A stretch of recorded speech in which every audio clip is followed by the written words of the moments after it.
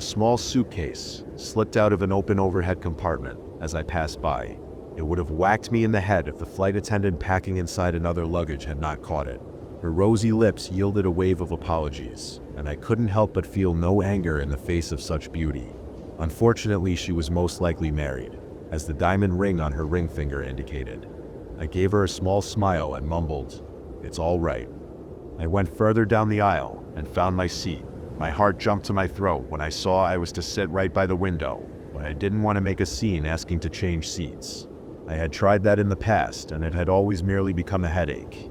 Either my assigned seatmates took offense, there were no other seats left, or the flight attendants simply told me to stop complaining and sit. Besides, my co-passenger looked really hot. She was a fairly young woman with big honkers, curly brown hair, and a radiant smile which I had the honor to be given. I reciprocated it, looked at the boobs once more, and sat down next to her. I wanted to spark a conversation, see where she was headed, and if a date was a possibility, but my phone buzzed. I pulled it out and saw a photo of Savannah and Mitch holding a trophy. Underneath was a text. "We won, Dad. We won." A surge of joy flooded me as I beamed at the picture of my children. Only 13 and already so brilliant. I had told them I was sorry I wouldn't be able to accompany them to the science competition so many times they had to tell me to shut up. They understood. They weren't mad. They knew my job was what paid their private school and allowed them to compete in the first place. As a business consultant, I have always had to travel around the States, but that never diminished my lamenting the time not spent with my children. The nanny could only do so much. I was their parent, and they were my everything. At last, I was just a flight away from Philadelphia, soon to be with them again.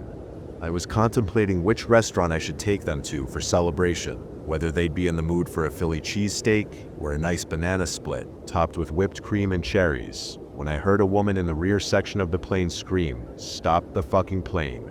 Stop the plane." I frowned. I turned around, put my right hand on the headrest, and lifted myself up so I could see the seats behind me.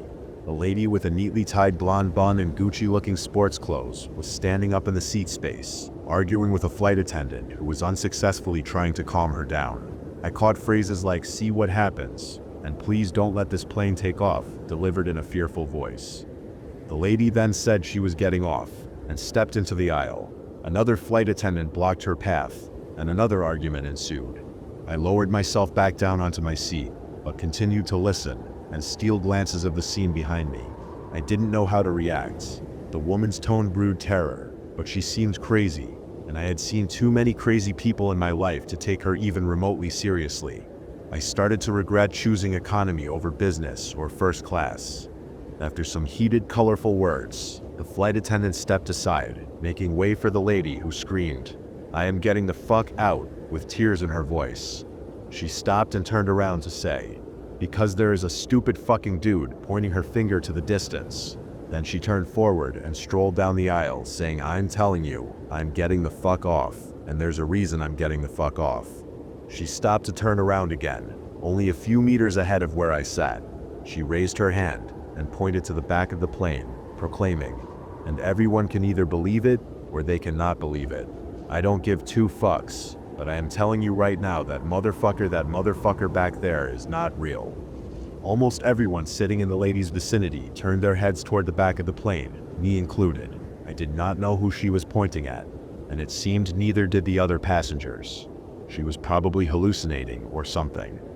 "And you can sit on this plane, and you can die with them or not." "I am not going to."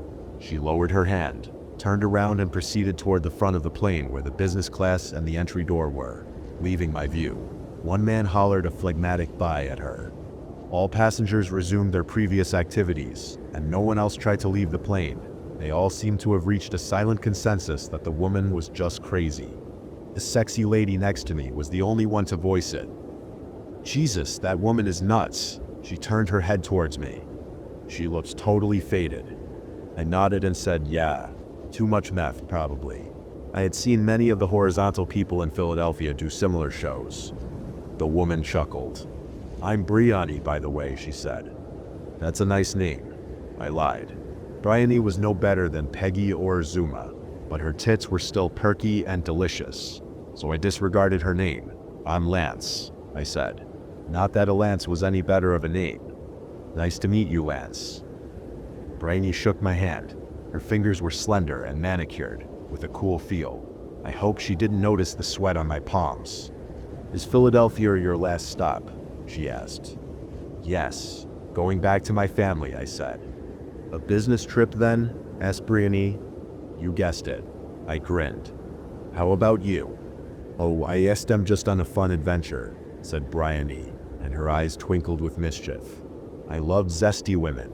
Gonna stop in Philadelphia for a while and explore the city and all its delicacies. I asked them originally from Missouri. I had to get away from that misery eventually. I snorted and nodded. I know what you mean, but you now, since we have a common destination, would you like to go somewhere together? I know a great restaurant in downtown Philly. My voice sounded confident, but I certainly didn't feel confident. Not with my guts at the back of my throat. But don't say you have a wife, Bryony asked. You said you were going back to your family. I hoped she wouldn't ask this, but this kind of conversion would have bubbled up sooner or later anyway. Yeah, well, I step on going home to my twins. They step of 13, amazing kids. But I don't step of a wife anymore. She died 11 years ago. Really Sip's smile froze. Oh well shit, she chewed on her lip. I Sept am really sorry about that. Are you sure you want to go out with me? I shook my head. No, it's all right. It was a long time ago. It really is how they say. Time makes everything better. Don't worry. I'm fine. That wasn't entirely true. I might have been able to look at the photo of my wife without tears pricking at my eyes, but I still felt uneasy on a plane. Okay. I regularly shat my pants on a plane. I worried I would die in a crash, just like she did. Who wouldn't shit their pants in my situation? So would you like to go out with me when we land? I asked again. Bryony smiled. Yes. That would be great. My mouth was close to returning the smile, but then I felt saliva pool in them, and my stomach lurched up again. This time I knew I couldn't keep it down. The familiar cold sweat started building up at the back of my neck, and I drew in a sharp breath as I stood up. Excuse me, I'll be right back. I mumbled towards Bryony, whose eyes widened. Shit, are you all right? She asked. As I passed around her into the aisle, we'd be taking off soon. I gagged at those words, but forced myself to smile at her and say in a semi-calm tone, I stopped just going to the bathroom, I'll be quick. I took in deep breaths through my nose, grateful that none of the passengers paid me attention as I passed by their seats. They all had their heads buried in phones or tablets. A sturdy flight attendant before me closed one of the overhead compartments, turned towards me, and put her hands on the headrests of the seats on her sides, blocking my path. She had full lips and a large behind that I would have appreciated had I not felt like total shit. Excuse me, sir, but you have to sit down, she said. We still be taking off soon. My breath hitched as a tremor passed through me. I felt so bad I started shivering, and the air conditioning wasn't helping. The sturdy lady raised her eyebrows and sighed. If you also saw something weird, I can assure you, sir, there is nothing to worry about. The plane is safe, and we are about to take off. The lady was probably just confused by something. I shut my eyes and shook my head. Oh no, it's not that. Just, please, I need to go to the bathroom. But sir, we still be taking off soon, the lady said. You have to be in your seat. Only now that I looked her straight in the eyes did I notice her pupils were extremely enlarged, as if she were under the influence of Zaza, or something even creepier. The screaming woman's words came to my mind again, but whatever paranoia wanted to haunt my ass was subdued by a retch. I covered my mouth with my fist, and the lady's face indicated that she started to understand my situation. Please, I'll be quick, I said. I just urgently need it. This can't wait. Please. I so hated these stupid plane rules. I knew they were there to keep me safe, but they also held me away from the toilet when I needed it. And something always came out either of my ends when I flew. Oh Jesus, Lord, all right. The lady sounded startled. She was probably afraid I was going to throw up on her, which I would if she didn't fuck out of my way soon. Fortunately, she did. Although the space was so small, I had to grind my way past her. We both certainly looked like idiots to the onlooking passengers. I just hoped Briony wasn't looking. I stumbled to the pitifully small toilet cabin and struggled with the strange handle for a while. As soon as I managed to open it, I jumped in, slammed it behind me. It opened again. I slammed it closed again.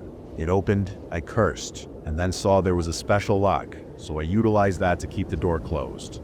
Then I felt the plane move. We were backing away from the gate, heading for the runway. That did it for me. I gagged and leaned over the toilet. I vomited up my meager breakfast and panted and strained over the bowl for some while. I hated barfing on a plane. The space was a claustrophobic prison, and there were no windows to let in real fresh air, not from that stupid AC, and the feeling always awoke thoughts of my dead wife. I pulled out a couple of napkins and wiped the sweat from my brow and the vomit from my mouth. I coughed a few more times to get rid of the slimy feeling in my throat. Then I realized there were hundreds of passengers around me on this flight, and the walls of this little rectal hole weren't exactly noise-proof. I prayed none of them could hear me. After washing my hands and face, I learned with dread that the paper napkins had run out. I was suspicious about the toilet paper's cleanliness, so I resolved to leave my hands and mouth wet. The AC above my seat was strong enough to tear a man's skin off upon impact, after all, so it would surely dry me in no time. I walked out of the toilet cabin and tried my utmost to appear calm and collected, as if I definitely hadn't puked up my guts in there. Still, there was this nagging paranoia that everyone knew exactly what I did in the bathroom. That paranoia became reality when a young man with a wide smile sitting in an aisle seat looked up at me. "Here, sir, take this," he said in an amicable, polite tone, offering me a small packet. "It relieves nausea and an upset stomach, especially from motion sickness. There are 2 last tablets in there. Best to take 2 for maximum effect." I gave the man a weird eye. Why the hell was he offering me tablets? Was that Dramamine? I focused my vision and saw that yes, it was. How did this man know I had run out of Dramamine? No, the fuck was I thinking? This man didn't know I had run out of Dramamine. He was likely just being polite, wanting to help. There were still altruistic folks out there, after all. Why did that damn screaming woman have to board a plane with my pussy ass? Thanks, I said, accepting the Dramamine packet. I appreciated the man's help, but the dude was still smiling. Didn't his cheeks hurt already? Maybe only his rear ones did, be that as it may. It looked robotic instead of natural, like that smile was the default state of his lips. But this was no robot. I was just paranoid again. The teeth of the lady passenger sitting to my left also looked a bit sharp, but then I saw they were just rotten. Crystal meth enthusiasts were called vampires for a reason. Damn that crazy woman for putting these stressful thoughts in my head. "I tell Michael, by the way," the young man said. "It was nice to meet you, sir. I hope you feel better." I accepted his hand, feeling like I was in a business meeting again. "My name's Lance. Nice to meet you too." But we weren't in a business meeting. I stood in the middle of an aisle in a cramped airplane, and someone's front soon pressed up against my ass. "Sir, the plane is already on the runway. We'd still take off in a minute," said a female voice. I recognized as that of the big butt flight attendant. "You have to be seated with your belt fastened." I looked behind my shoulder, met those creepy large pupils, and said, "Ah, yes, Mestap." "Sorry," I stepped, going to my seat. "Have a good flight, sir," said Michael. "Yeah, thanks," I said, and strode down the aisle to the very front. I saw Briony's smiling head peeking out from behind her seat. As I sat down next to her, she said, "Oh, Michael gave you some medicine, I see." "You know the man?" I asked, buckling my seatbelt. "Was she already taken and didn't tell me?" "Yes," said Bryony. "That's Sip's my brother. We set her traveling together, but we set her sitting apart because the bureaucrats of the airline monopoly don't such care that you set your family, and they often put you on opposite ends of a column." I chuckled. This girl was the right kind of crazy, just the way I liked. I wondered what monopoly she could unleash in the bed. "You seem really nervous though," Bryony said. "You sure you set her okay?" "Yeah, I just don't really like flying," I said. It was an understatement though. Bryony shrugged. "I get that many folks don't sit like it, but I don't sit get why." "So, you mean you don't stead get it?" I said. "Yes," said Bryony, "because for me all I feel when I step flying is thrill. Seriously, There is nothing better than that. All the clouds and landscapes underneath. Its steps really pretty, but I especially like what steps going on inside the plane. It never gets boring here. Each trip, new people. I smirked and said, well, Philadelphia never gets boring either. I'm sure we still have lots of fun there together. Bryony smirked back. Oh, I'm sure we will, big boy. I chuckled in surprise, not at all prepared to be called that. I saw the reasoning though. I was the healthiest body type, lean but thick. I started imagining Brioni's curious hands exploring my torso downwards when the moving plane shook and tilted backwards. We took off. My hands reached to my seatbelt, making sure it was buckled. It was. I then gripped the handle of my seat. The plane tilted further backwards and sped up. I glanced out the window despite myself and felt bile rush up my throat. We were in the air, several feet above the ground, and we were moving high up, higher and higher. I shut my eyes, hell-bent on not puking in front of my potential date. Are you okay? Briony put her hand on mine. A different kind of shiver rushed through me. I sucked in a breath and faked a smile. Yeah, I'm all right. I then decided to use humor to conquer my fear, which usually helps. Let's hope the plane doesn't crash and we don't die, I said jovially, looking outside the window again, at the shrinking trees, the airport, houses, roads, and the first clouds. I felt the bile again and had to close my eyes. Shit, this wasn't helping. Oh, we certainly won't die, Briony said. I froze. What the hell did she mean? I turned to her with scrunched up brows. Her sultry red lips were now twisted in a wide smile. But you certainly will. I wanted to ask her what the fuck she was talking about, but she was already leaning out of her seat into the aisle. She turned her head towards the rear end and shouted, Michael, now. I looked to the back end and saw Michael turn into a pale, long-limbed creature. He jumped on top of the seat in front of him and bit into the head of a passenger. The people around screamed in terror as Michael leapt onto the aisle and slit the throat of another passenger. My heart drummed in my ears. I averted my gaze to Briony. Her face was no longer the one I fell in love with, but that of a ghoulish creature with no nose, glowing yellow eyes, gray skin, and a myriad of sharp teeth.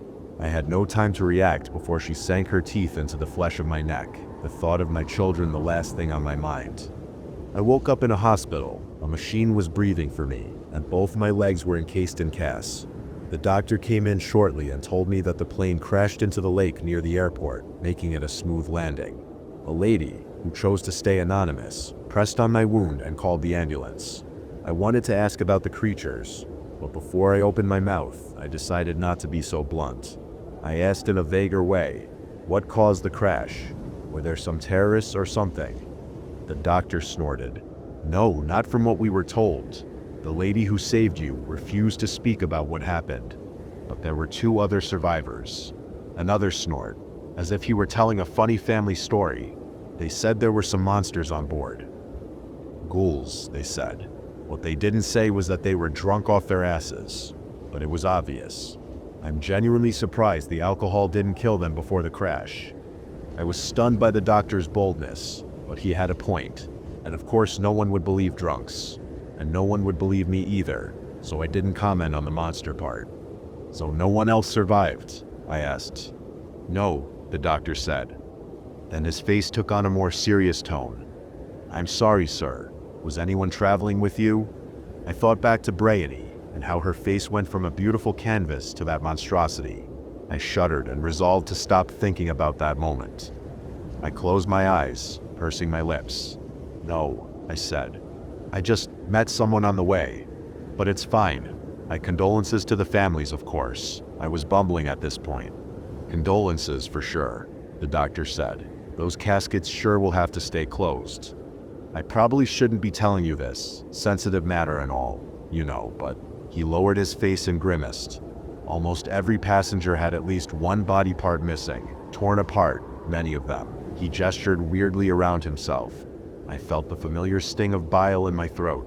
Well, maybe it was that dog on board, I said. Didn't the dog attack the passengers? The doctor frowned.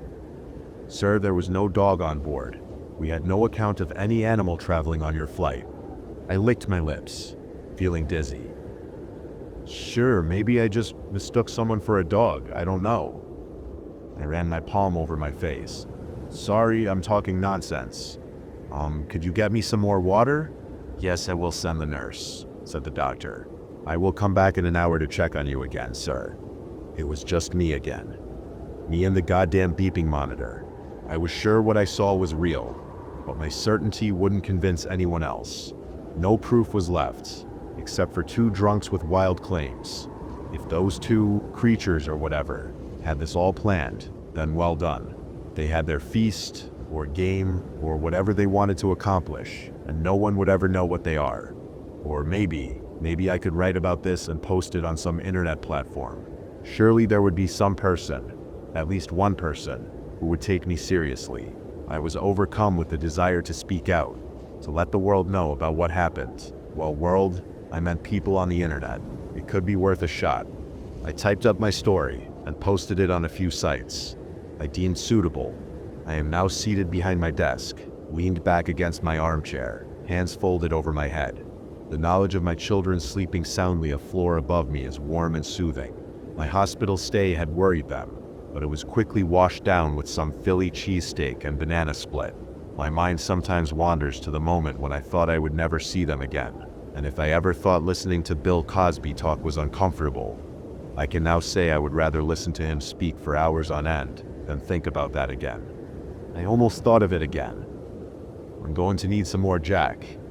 I might not understand what I saw, but I know I saw something unusual. I need answers, but I'm not going to make them up just for the sake of having them. One thing I learned that day is that if there's ever a crazy screaming woman on my flight ever again, I will be the first one to listen and fuck off the flight before she does.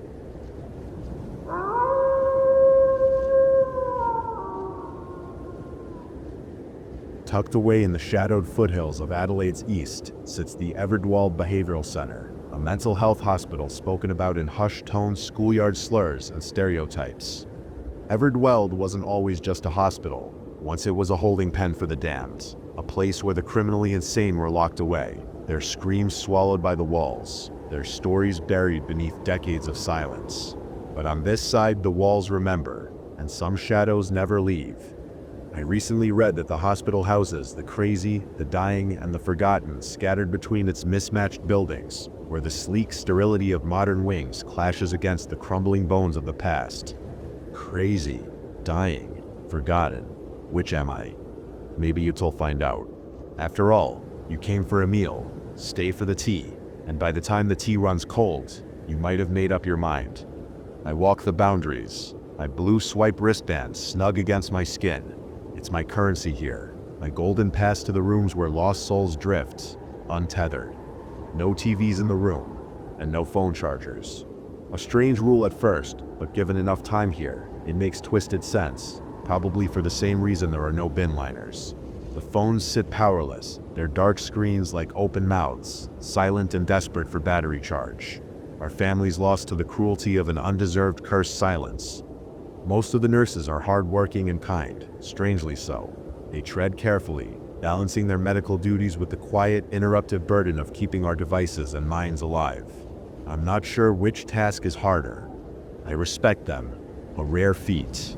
To be clear, they don't take your devices, just the life support systems that energize them. So I am left with these grounds to wander, the white walls, scratchy sheets, and my trusty wristband that grants me access to food and selected locked doors. This isn't some girl-interrupted melodrama, filled with beautifully tormented characters played by Angie or Winona. If it were, this story would be much darker. No, this place is full of ordinary South Australian misfits, each trying to decipher where they went wrong, or worse, why life wronged them.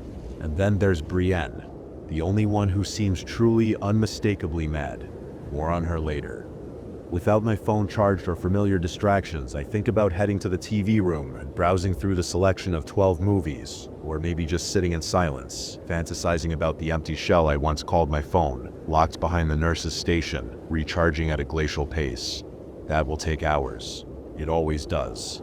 An endless cycle of dead batteries and waiting. Dead batteries waiting. I can't shake the suspicion that the absence of internet, Chargers and room TVs isn't just an oversight, it's a psychological strategy, a slow, calculated way to flush us out of our rooms and into forced socialization because it's good for us. I pessimistically guess some outdated textbook gathering dust on a psychiatrist's shelf claims as much. I don't know why it bothers me so much.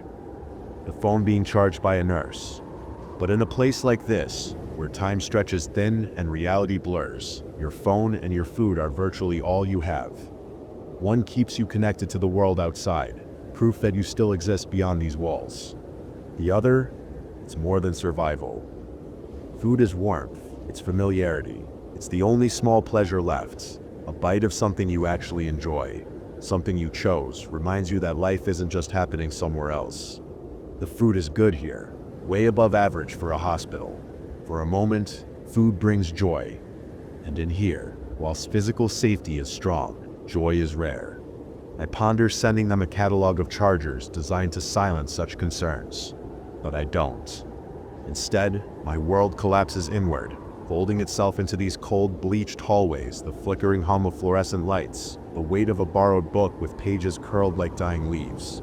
The air is thick with the sound of someone sobbing down the corridor, a fractured melody of despair, punctuated by Brienne's distant chorus of wailing cries outside. I haven't spotted her inside yet, only outside. More on Brienne later. I came here to heal, to rest. Instead, I feel myself hollowing out, my dignity slipping from my hands like something stolen in the night. Because that's the thing about Everdwell Hospital. No one leaves untouched. Even if you arrive sane, you won't leave whole. Something stays behind. A piece of you swallowed by the walls, by the waiting, by the watching. I wonder if Brienne speaks to these pieces. The remnants of the people who came before. Maybe that's who she's talking to all day and night. It must be hard on her to maintain so many conversations at once. I pity Brienne. I truly do. And I hate pity. I pray no one ever looks at me the way I do at Brienne. You don't sit just lose your phone charger. You lose yourself. You don't instead heal here. You learn how to wear the mask of the healed, just well enough to walk out the door. I could always choke on polluted air in the smoking area. Gross. I quit long ago. Or if I'm feeling reckless, I could step onto the court joining either the team in black or the team in black. Once, I would have thrived here, competitiveness in my blood, sport in my veins. But now, the game unfolding before me is less about skill and more about surviving Everdwalt, the heavily tattooed and multi-pierced move with a frantic, unpredictable energy. Their version of basketball fueled more by meth than competition. But at least they generously offered to share, in return for me not telling the nurses, which I won't. I'm not here to judge. I decline. Of course, same as I did the sex offered by Brienne in exchange for my shirt. Poor Brienne. I fear she will die here, or I could sit with the bald girl. I don't say that cruelly. She really is bald. Not a single strand on her head. Her arms, her brows. Apparently she shaved everything off in a recent Mental Britney 2007-like breakdown. Now she struts the halls as smooth and still as pretty as a porcelain doll, yet nothing about her is delicate. Her fashion sense, though, impeccable. She knows the rule of threes and flawlessly slays it. And sometimes, she's kind, showering compliments like confetti, holding doors open with an elegant ease, flashing a snow-white smile that almost makes you forget the other things she says. But at exactly 6 p.m., like clockwork, she sits at the phone booth and screams her promises to slit someone's throat. And then just as easily, she resets, smiling, serene, as if the words never left her lips. Once, she even held a door open for me. But when I look beyond the smile and into her eyes, I recognize something. The look of someone who wants out, but that can said happen. At least, not for her. Something tells me that, unlike me, but much like Brienne, the bald girl didn't choose to be here, to heal here. I could wander outside, slip into Brienne's tangled web of illogical, overlapping conversations, let her spiral pull me under too. But then again, maybe not. For now, I settle for my notebook, a rare, fully charged artifact in a place that feels designed to drain everything. So I retreat to my room, away from the dead screens, the hollow spaces, the sound of Brienne's begging voice echoing her pain into the night. And I author a little story about this strange, twisted place. After meeting the residents of Everdwelt and speaking with the mental health staff, the ones assigned to save us, I feel something sharp, something unsettling. Relief. I'm not crazy. Thank God. Brienne, without a shadow of a doubt, stands above them all. The bald girl follows closely, fierce in her own right. And then there's the new guy, Sarah, who in a moment of eerie silence just fashioned a noose from his shoelaces and anchored it to a door handle, as if daring the world to notice. I did, but walked next door into my room anyway. A nurse saved him. Her, sorry. The rest, they look like the same people I pass in shopping malls. Some of them scare me. Others stare blankly, lost in places I can't follow. But me, I know exactly what my issues are. I could probably categorize them in a color-coded spreadsheet. Today's nurse even thanks me for being normal. So that leaves only two options. Either I sit them dying, or I sit them forgotten. Which is sadder. You can decide soon enough. I might even be close to figuring it out myself. The facility, spacious, if nothing else. My room is twice the size of a standard hospital cubicle because I have medical insurance. But still, it's a vast emptiness, stripped of distractions. No TV, no devices, nothing to connect me to the outside world. To home. It's clean enough, but not clean enough. Aside from the wristband-activated door handle, the room feels like a relic from decades ago, or even further back to a time when it wasn't just a hospital, but a collection of holding cells. Privacy is a myth at Everdwelt. The bathroom door is locked open, wide open, no curtains, no partitions. Just an unobstructed view from the hallway, should a nurse open the door to the toilet, the curtainless shower, and me. Though the nurses don't come in often, barely once a day, that doesn't make the exposure any less suffocating. So I build a makeshift barricade at shower time, a Frankenstein disaster pertaining of a suitcase, towels, and flattened paper bags wedged into the open doorway. It's sex flimsy, pathetic, but at least it's something towards privacy. Being this exposed, this vulnerable under unseen eyes, is like a poisoned blade sawing through me, one edge shredding my dignity, the other gutting the final flickers of serotonin clinging to my brain like dying embers.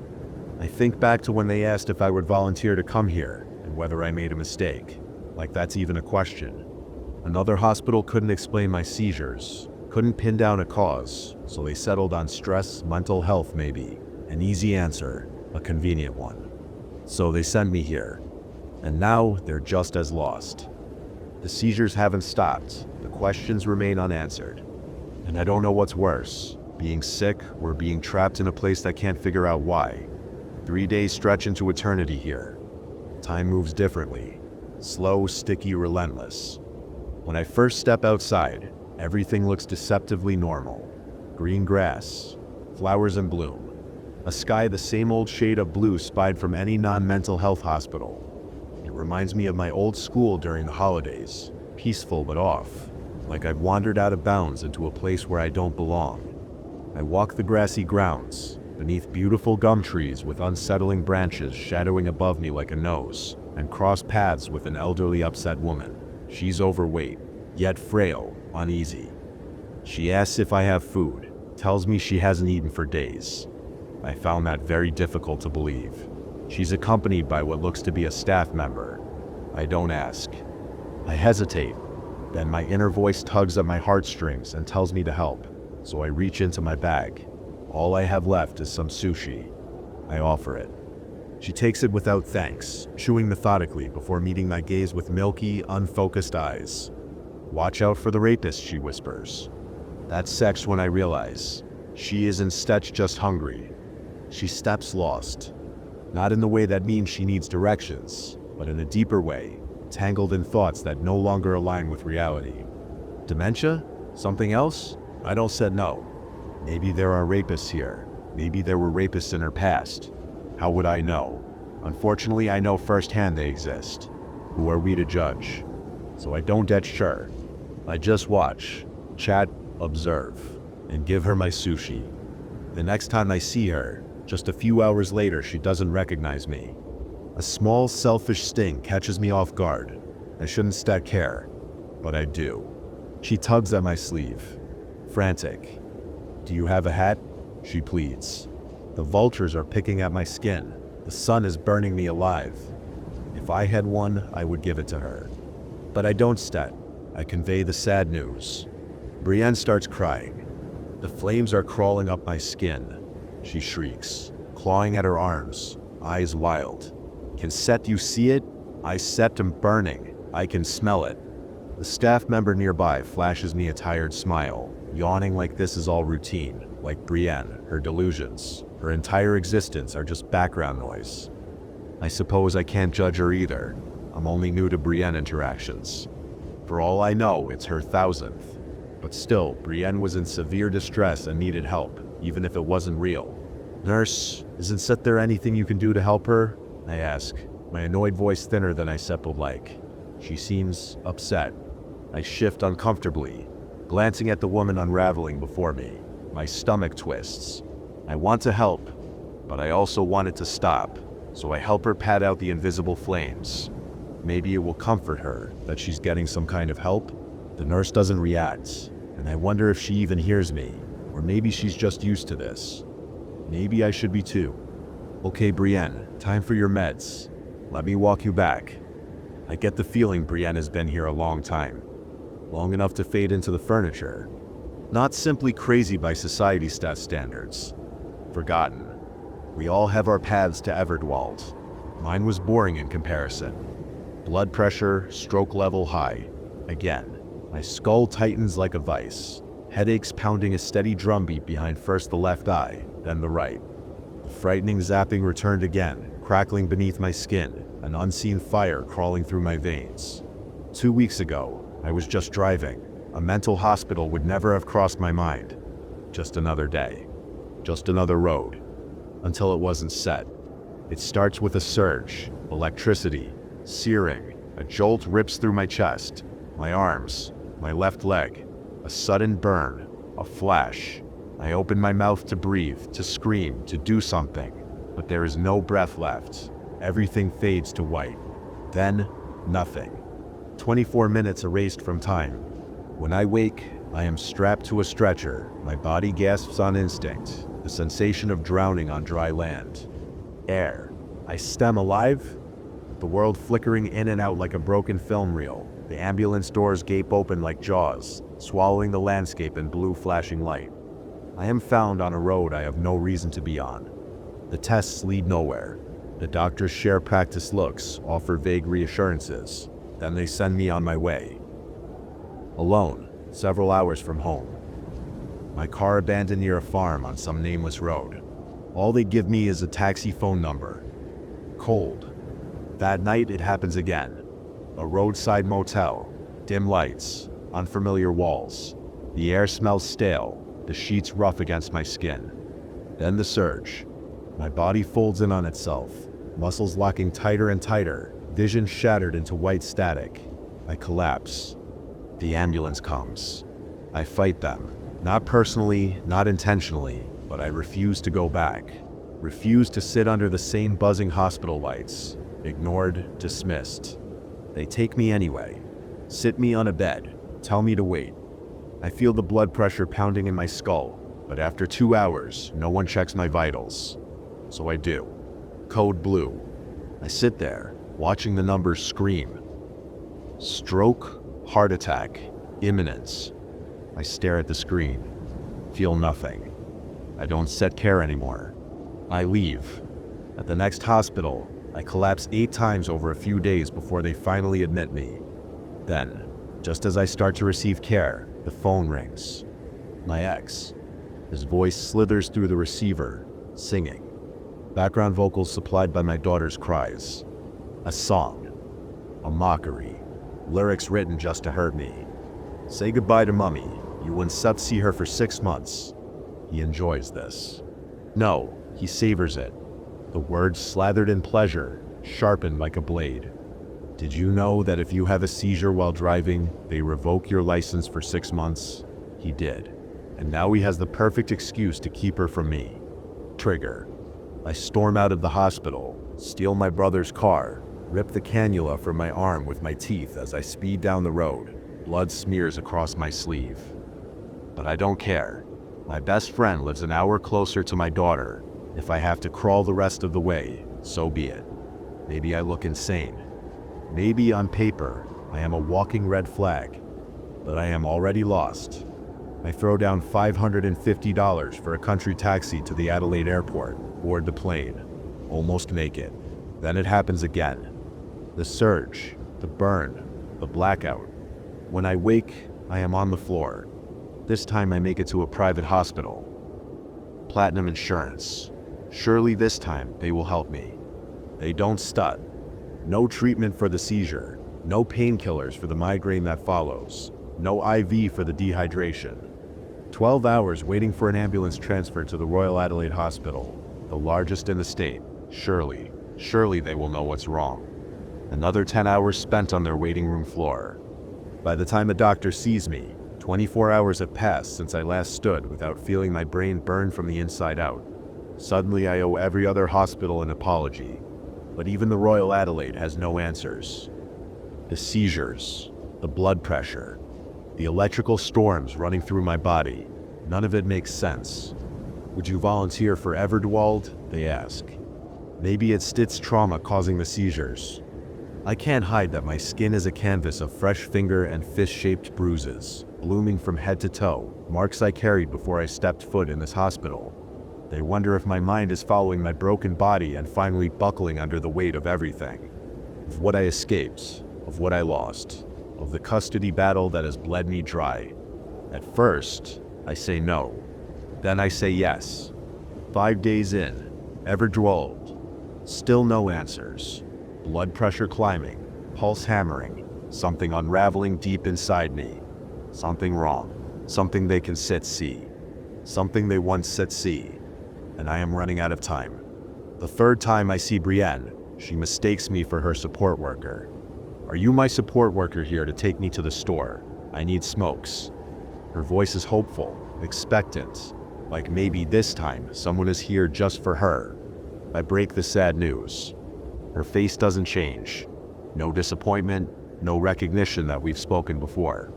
Then she eyes my bag. Are you hiding something? I sub not, but she doesn't still believe me. She wants to see for herself. The staff member supervising her starts to protest, but I let her. Not sure why. She digs through my things, hands rifling through fabric, fingers brushing over books and toiletries with practiced indifference. She's done this before. When she finds nothing worth taking, she sighs. Boring. Then, her expression shifts. Her voice drops to a panicked whisper. Can you help me get out of here? She tugs at my sleeve, her grip urgent, her eyes too wide. I hold up my wristband as a gesture of camaraderie. I'm stuck too. She doesn't need to know I came here voluntarily, which gives me more freedoms, or that the longer I stay, the less sure I am about what voluntary even means. Brienne blinks at my wristband like she's never seen one before. Something flickers behind her eyes. Something distant, unreachable. I wonder what happened to her. What broke inside her brain. Brienne doesn't seem like someone who has done anything to the world. But I'm not sure the world hasn't done something to her. At some point it hits me. I am alone. 2 days ago, it was my birthday. No calls, no visitors. Just the dull hum of my phone, lighting up with meaningless social media messages. Empty words from people who don't really know me, who wouldn't notice if I never replied. I tell myself, it doesn't step matter. But I guess it does. Maybe the word Everdwald next to my name is enough to make me invisible. After I took my brother's car, the one he can't even drive because he's always drunk, my older sister erupted, unleashing a drunken flurry of texts, each one sharper than the last, laced with her usual venom. Selfish, reckless, unforgivable. Then her daughter joins in. Angry, furious, spitting resentment because I wasted 2 hours of her day retrieving my brother's car. 2 hours. I stand here, body shredded from seizures, arms bruised from beatings and failed cannulas, my brain slipping further and further into something I can't recognize. The very real possibility of never seeing my daughter again tightens around my ribs like a vice, suffocating. And she is mad about 2 hours, so I cut her out too. So it appears if they haven't already left, I push them. And honestly, Most, like my sister and her daughter, deserve it. I sit with the weight of it, the silence stretching too far, too wide, pressing against my chest until I can't tell if it's sadness or rage or something worse. Even the nurses see it. I stem not crazy. But I might be dying. There's still one last hope. A new doctor is visiting today. He speaks with quiet confidence, says he has ideas, new medications to try, a fresh approach, a possible solution. I cling to it. Pray it will stop the seizures. Pray it will make things better. Pray it won't make things worse. And whether I have truly been forgotten, that part is still unclear. Because Everdwald is instead just for the crazy, or the dying. It's stits for the ones the world chooses to erase, the ones who fade like ghosts, the forgotten. It's a new medication, fresh to the market, the doctor says. His voice is calm, steady. He's young, but his fresh perspective is welcome. The old remedies have done nothing but waste time. He studies the bruises scattered across my skin like ink stains on paper. Boyfriend, he asks. Husband, I correct. Ex-husband now, I guess. He nods like he understands, like he's seen this before. Maybe he has. I ask about side effects. Increased appetite, maybe some weight gain, he says. Small price to pay to stop the seizures, migraines, and blood pressure spikes. I glance at my reflection in the window. Hollow cheeks, sharp collarbones. My skinny frame has more than enough space for a little extra weight. You still start tomorrow. We still monitor your blood pressure 3 times a day. He continues. In the meantime, try to get some fresh air. A little vitamin D will help. I decide I trust this doctor. That night, I don't sleep. My mind rattles in its cage, waiting, watching. Morning comes, and I swallow my new savior with a sip of lukewarm water. Then I walk. Wait for my dead battery to recharge. Walk again. Wait again. Dead battery. Waiting. But nothing happens. Not yet. He wasn't kidding about the appetite, though. I don't just want an extra sandwich. I want a third, a fourth. My stomach growls like something feral, something unsatisfied. Then comes the heat. Not warmth, not a fever, something else. A fire burning from the inside out, radiating through my skin like an unseen sun pressing against me. But the seizures stay away. For days, my body does not betray me. If only I wasn't set so hot. If only I wasn't set so starving. It's been a week since I last ate. Food exists, but not for me. I watch trays get passed around, hands reaching, mouths chewing. I feel every bite as if it's my own, but I swallow nothing. I don't know why I can still eat. All I know is that I once stud. There's a new girl here. Early 20s, maybe. She's different, always coming and going. Always returning with bags from the shops, arms filled with things that don't belong in here. She's allowed. She's free in a way the rest of us are not. The starvation is crippling. Desperation strips away pride. I ask her, beg her to share her food. Surprisingly, she does. Sushi. I haven't had sushi in years. I chew slowly, savoring the texture, the salt, the soft rice pressing against my tongue. It's the best thing I've ever eaten. The heat spikes again. Sweat pools at the base of my neck. I glance down at my arm and freeze. A small flame flickers against my skin. A tiny bright white fire forming in the center of a pale patch, like the sun is concentrating its fury through a magnifying glass.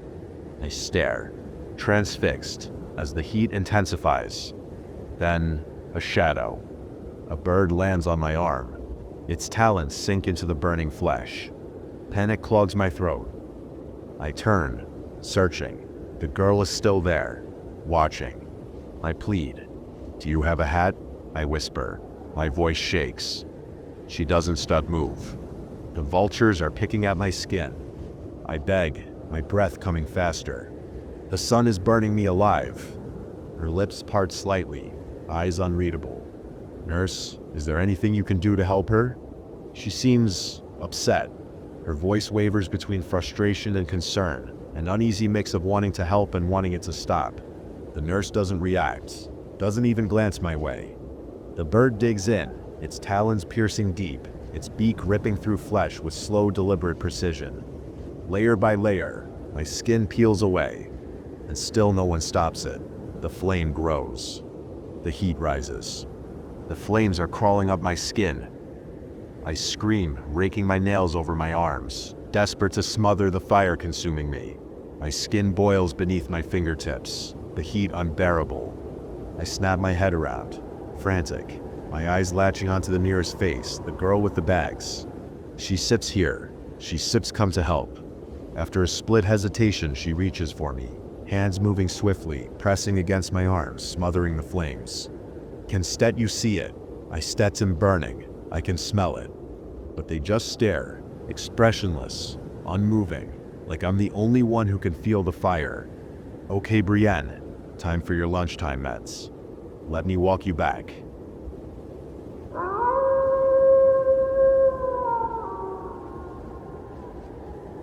Buying a new house is never easy, especially in the modern market. Regardless, I had to move due to my job transferring me to their offices in another city, and so I had to sell my old home and move myself and my son Ryan a few states over. We took a weekend to visit the city so I could tour a few homes that looked promising, and that's when I first visited our current house. It was a nice little 2-story with a big yard, perfect for a 10-year-old kid who loved to run around and play. It was during the house tour that we first found out about the crawl space. The real estate agent was letting me know some key details about the house, and Ryan was clearly not happy about being dragged along for something like this. As we finished talking the real estate, agent seemed to notice this and leaned down to address Ryan directly.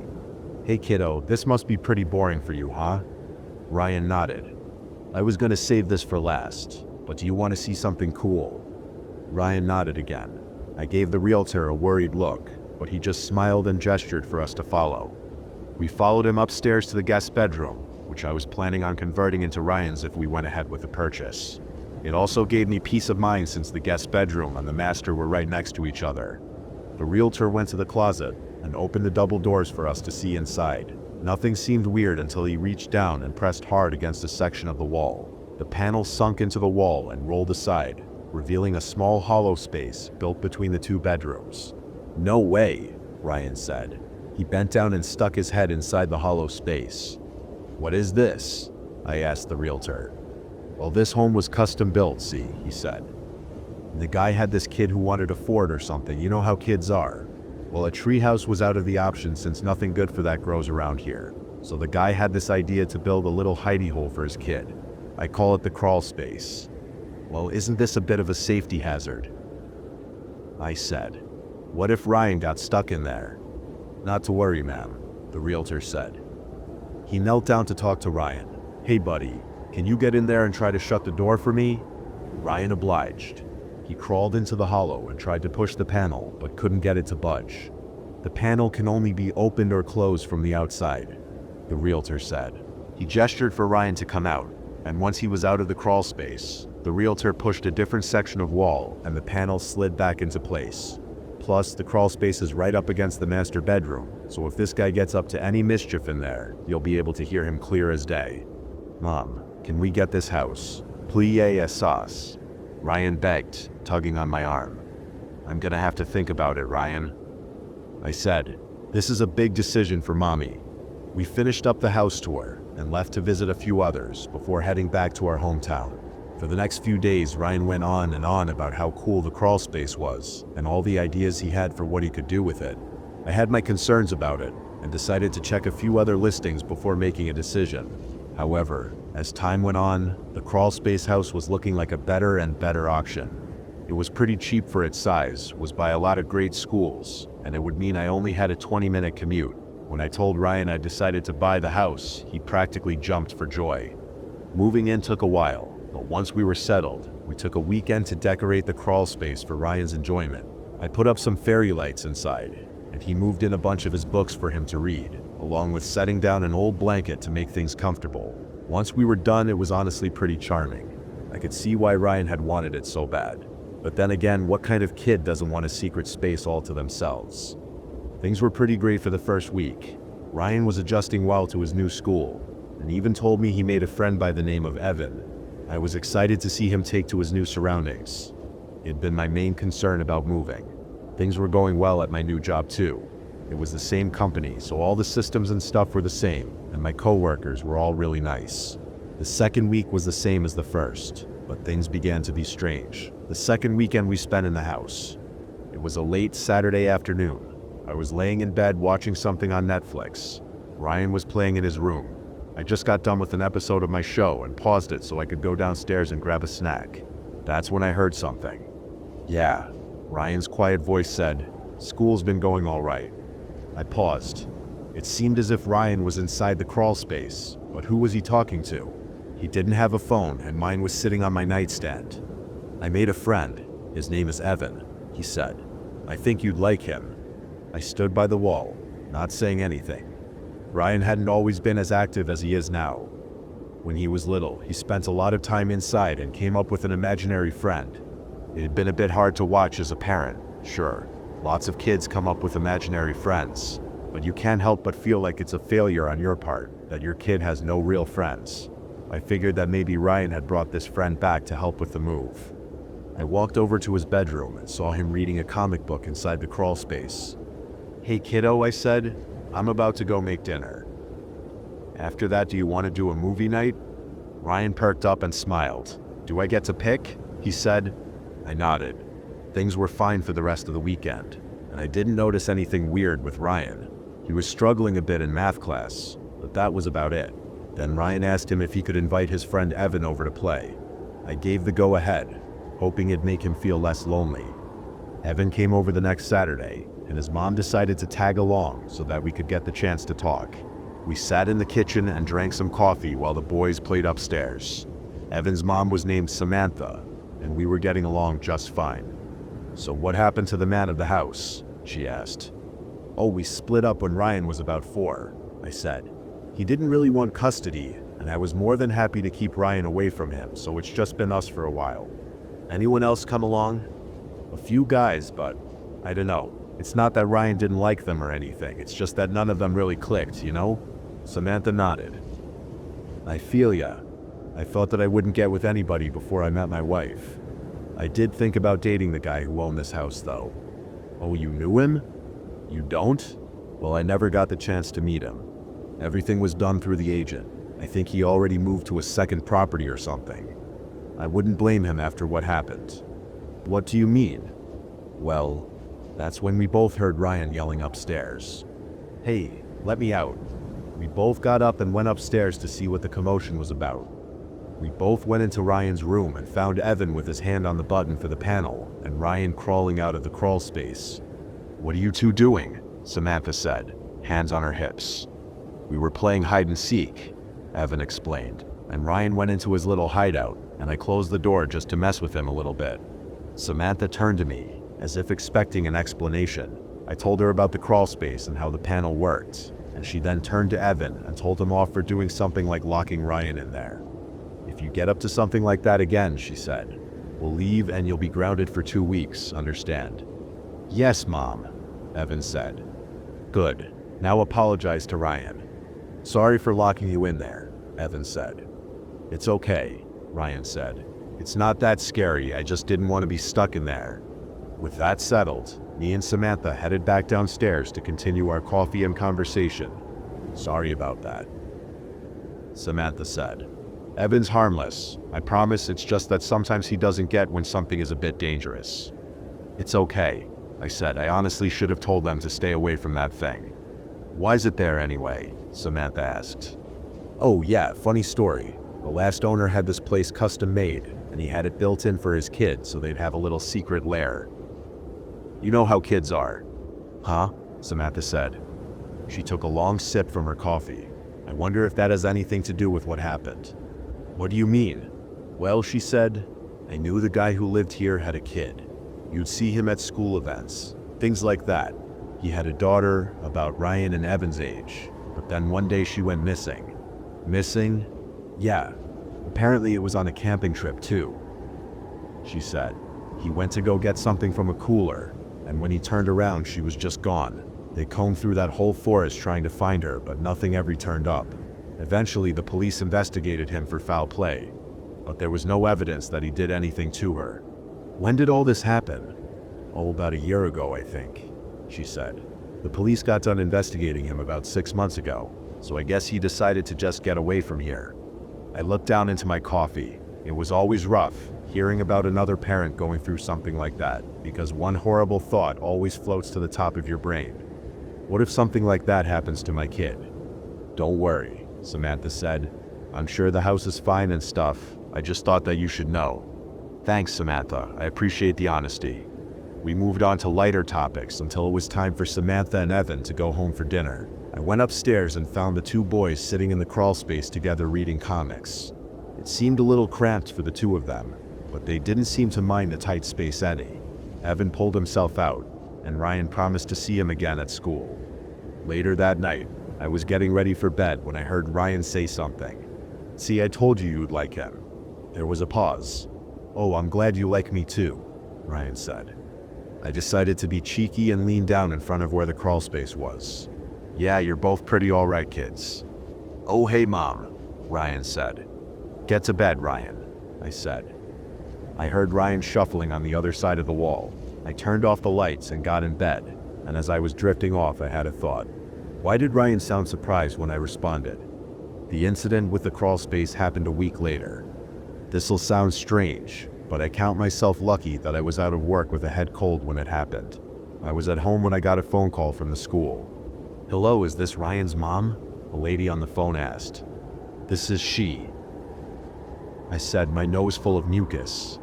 Are you sitting down? I stood up and began to pace. Why do you ask? Okay, this will be hard to explain this, but something's happened with Ryan. What's wrong? He's gone missing. We need you to come in and discuss what's happened. My runny nose and cough were the furthest things from my mind. I got dressed and in my car in record time and drove like a madwoman over to the school. I stormed into the front office and gave the lady at the front desk a bit of a scare when I slammed my hand on her desk while she was working on her computer. I'm Ryan's mother, I said as best as I could with my stuffy nose. Oh yes, right this way, ma'am, she said. She got up and unlocked a door behind her, which led to what seemed to be the administrative area of the school. I followed her down a long hallway until we got to the door to the principal's office. She knocked on the door. Ryan's mother is here, she said. The door opened from the inside, revealing the principal. He was an older gentleman, about 60 years old, with salt and pepper hair. Hello, ma'am. I'm Principal Thorne, he said, holding out his hand for me to shake. I'm sorry we're meeting like this. I shook his hand and stepped into the office. Inside there was also a security guard, a heavy-set man with a large beard who was holding a laptop. I took a seat across the principal's desk and he sat behind it. First of all, ma'am, he said, I'm terribly sorry about what's happened. Where's Ryan? I said curtly. Well, that's what we're trying to figure out, but there are some strange circumstances involved. What do you mean? Ferguson, if you could. Thorne said, gesturing at the security guard. The security guard set his laptop down on the desk, opened it and navigated his way through a few menus until he was in some kind of app that was connected through the school's security cameras. Okay, so here's what we know. Ferguson said, around 3 hours ago at 12:30, Ryan is in his math class with Miss Hayward. He enlarged one of the cameras. It showed a classroom full of young kids. I could see Ryan sitting right in the middle of them. A young woman drew shapes on a white board, trying to explain polygons or something like that. The timestamp showed that this footage was indeed from 12:30 that day. Now, Ryan asked to go to the restroom and Miss Hayward gave him permission. Sure enough, Ryan raised his hand. He and the teacher spoke for a bit, and then the teacher gave him a little hall pass and he left the classroom. Ferguson then swapped to another camera, showing the hall outside the classroom. Ryan walked outside and strolled down the hall for a bit until he found the restroom. Ferguson switched to another camera, this one closer to the restroom entrance, which clearly showed Ryan walking inside. Ferguson then hit fast forward on the video, skipping past 5 minutes. Now, since Ryan took so long, Miss Hayward sent another kid to go and see what was wrong, Ferguson explained.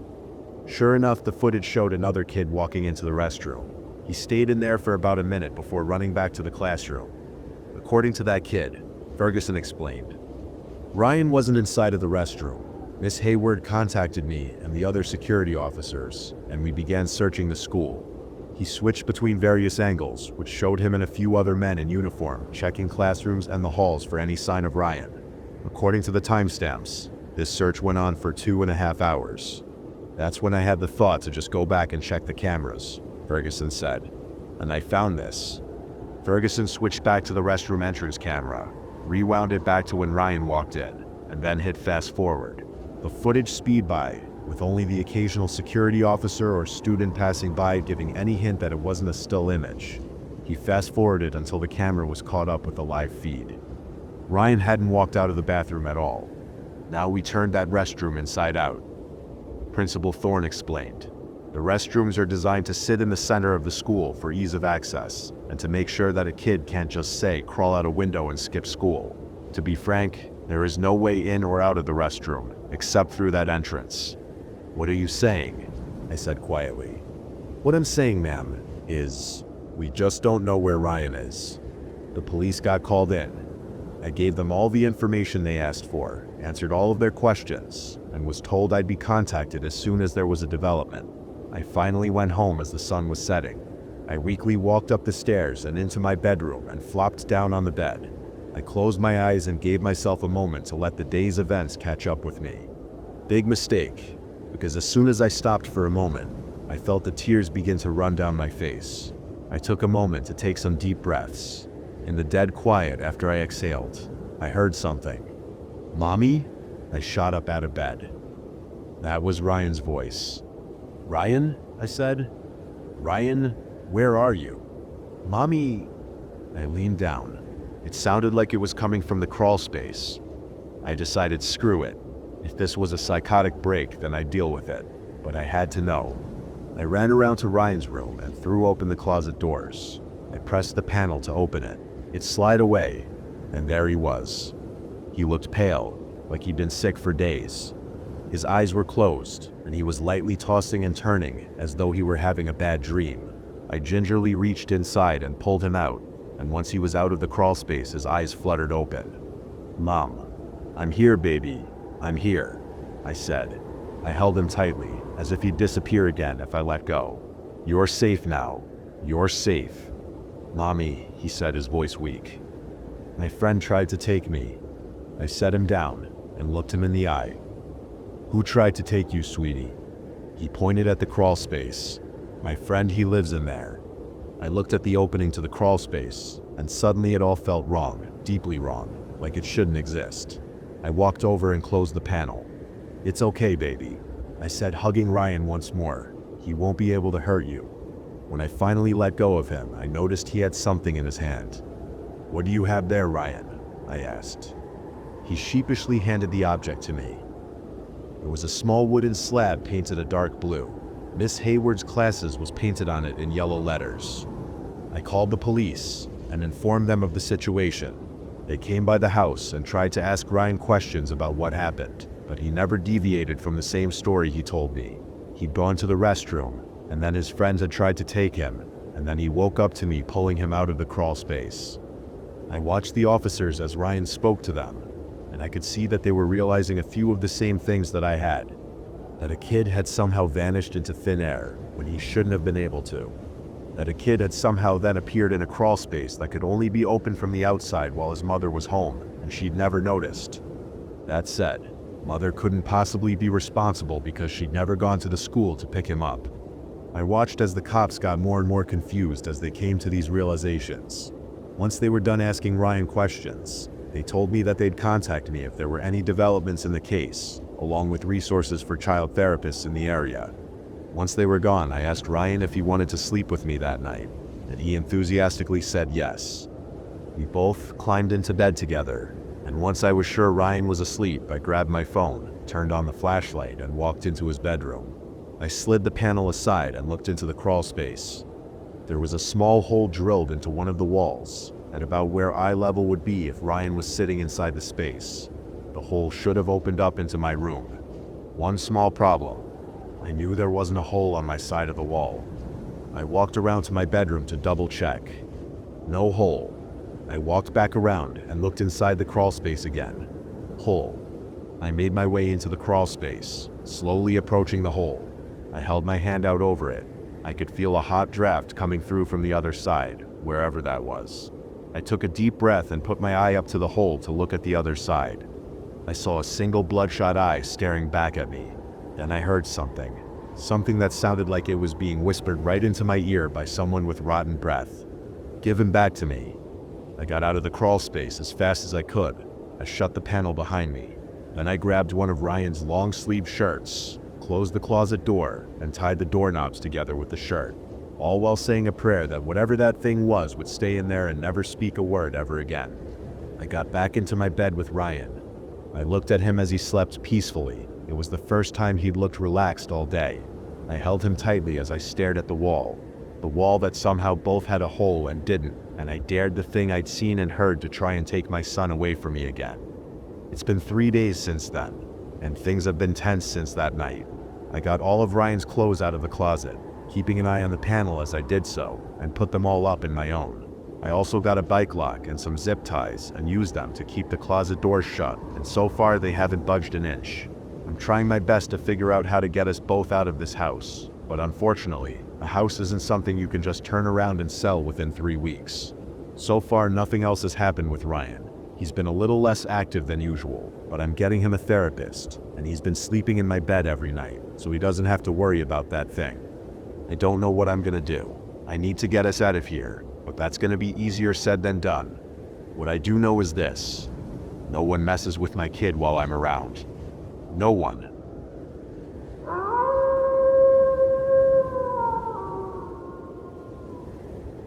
You can call me James. I have a 2-story home in a small town. I have 2 dogs, a girlfriend, and plenty of interests. I like hobby carpentry, and I work as an electrician. I'm a bit of an audio enthusiast, and I love tinkering with sound systems. I have made my life here over the past 15 years, and I turned 32 not too long ago. But this is not a story about what I am. That's a story in and of itself. I want to tell you about something that happened to me. I moved away from my hometown years ago, and I don't have a lot of friends from that time. I had to move. I had to start my own life in a place where I could make my own choices without the past weighing me down. I don't like to talk about it, but before I was James, I was Julie. Yes, I am trans. I tried so hard to be Julie. I tried to like all the things you were supposed to like, and I tried to look the part. At times I even enjoyed it. But I began a journey to become James, and after years of struggle and pain, I became a person I've grown to love and appreciate. I don't like to bring up the past, but sometimes you don't have a choice. Not that long ago, an old acquaintance from my hometown reached out to me. We are still on speaking terms, but we rarely talk more than once a year or so. So when they reach out, it's usually for a good reason. This time it was. They showed me a local news clip. It was a segment captured on a security camera. According to the narrator, it showed the last sighting of a man who was found dead the following day.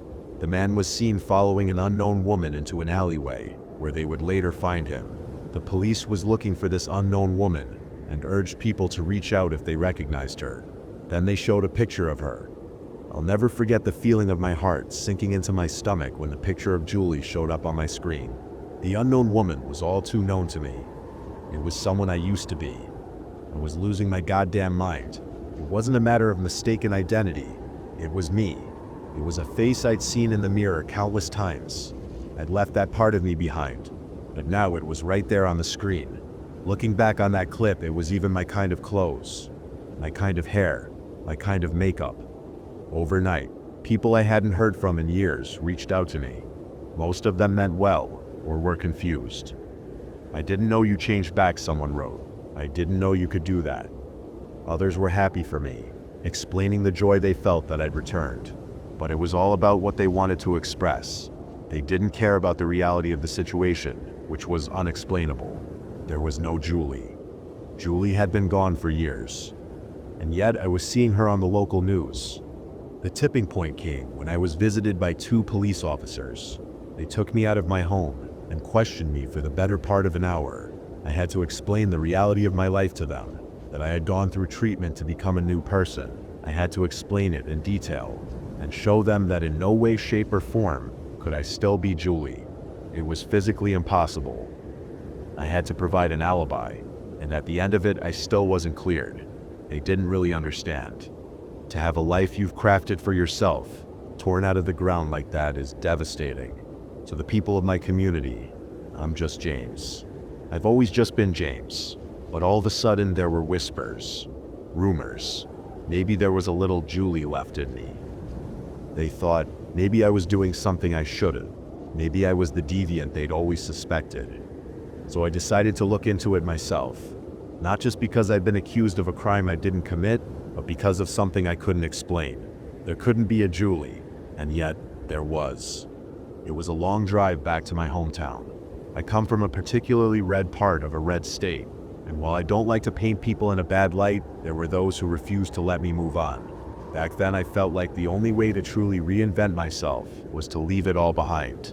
Not just a name or a look, but the place and the people. It hurt more than I thought it would. Change can be painful, even if it's for the better. You lose the good things too, you know? Seeing the streets I used to walk was surreal. It's like the world had gotten smaller, the colors had faded, and the trees had grown taller. It was a town of about 18,000, but it was shrinking year by year. You could tell. There was nothing new around. Buildings that were abandoned stayed abandoned, and people who moved away rarely came back. I suppose I was a sort of exception, but not a willing one. I checked into a motel and started a bit of an investigation of my own the following day. I asked around town to see what people had to say, referencing the news story. A couple of folks were happy to oblige, but others were a bit wary of outsiders. It was comforting in a way, being spoken to as a stranger. It reaffirmed my identity at a time when I really needed it. But a few kinda recognized me. Most didn't. I don't have a lot of photos of me online, and most of my social media profiles just have this picture of a hermit crab. My favorite animal. Something about a crab named James cracks me up. But I still got recognized every now and then, which completely sidelined the conversation. There was this one woman waitressing at a rest stop that used to go to my high school that instantly recognized me, but not in a good way. Your skin thickens after living my life for a while, but it's a different feeling when it's people you used to know. Their jabs cut deeper, even when they mean well. You used to be so pretty. Well, screw you too, I guess. After a full day of running into walls, I decided to throw a couple Hail Marys. I figured if this was someone trying to emulate me, maybe I should trust my own instincts. I had to put myself back in the mind of that person and work myself backwards. Where would Julie go? And what would Julie do? There used to be this space beneath the highway where I'd go with all my friends after school. We'd hang out and watch videos there all the time. Sometimes we'd share a beer or gossip. Looking back at it, I was probably the only normal kid there. Others were going through their goth or prep phase. I was going through my Julie phase. I just didn't know it. I don't think they did either. I could have found my way back there with my eyes closed. While the path was a bit overgrown, I'd still see it bright as day, even with the sun setting on the horizon. Spring just hits differently. It makes you think of the end of school. It was the same concrete mess as always. The same columns with the same graffiti. Some that I recognized, some that I didn't. I traced my fingers along the familiar colors and patterns, looking for anything out of place. Admittedly, my memory was a bit hazy, but some things just stick, like a lingering feeling after a long dream. As I sat down to ponder my next move, I knocked over a glass bottle. It looked brand new. Picking it up, I recognized it as a local brew, the kind that we used to sneak off with after school. It was my favorite. A brand new bottle. Just one. And it used to be my favorite. What are the odds? Coming back to the motel that night, I realized something. As much as it pained me, I had to put James aside. I had to think about Julie, the things she liked, the places she'd been, and a couple of ideas came to mind. For example, there'd been this idea that Julie had a crush on a guy named Dawson. This was never the case, but I'd really tried to convince myself that it was, even when it wasn't. Everyone was so positive about hearing it that it just felt good to spread the rumor, even when it wasn't true. It just made me feel normal for a bit. If Julie was still around, and if she was the Juliest of Julies, she'd follow Dawson around like a puppy in love. A quick search later, and it turns out that Dawson never really moved out of town. He got a job at a local brewery, moved a little further out, and got married. He even had 2 kids. His social media had been set to private. His wife's wasn't though, and from the looks of it, she was unhappy. A couple of her posts were pretty telling. How do you block spam texts? Can you block text messages when they keep switching numbers? His phone stays off until you stop fucking calling.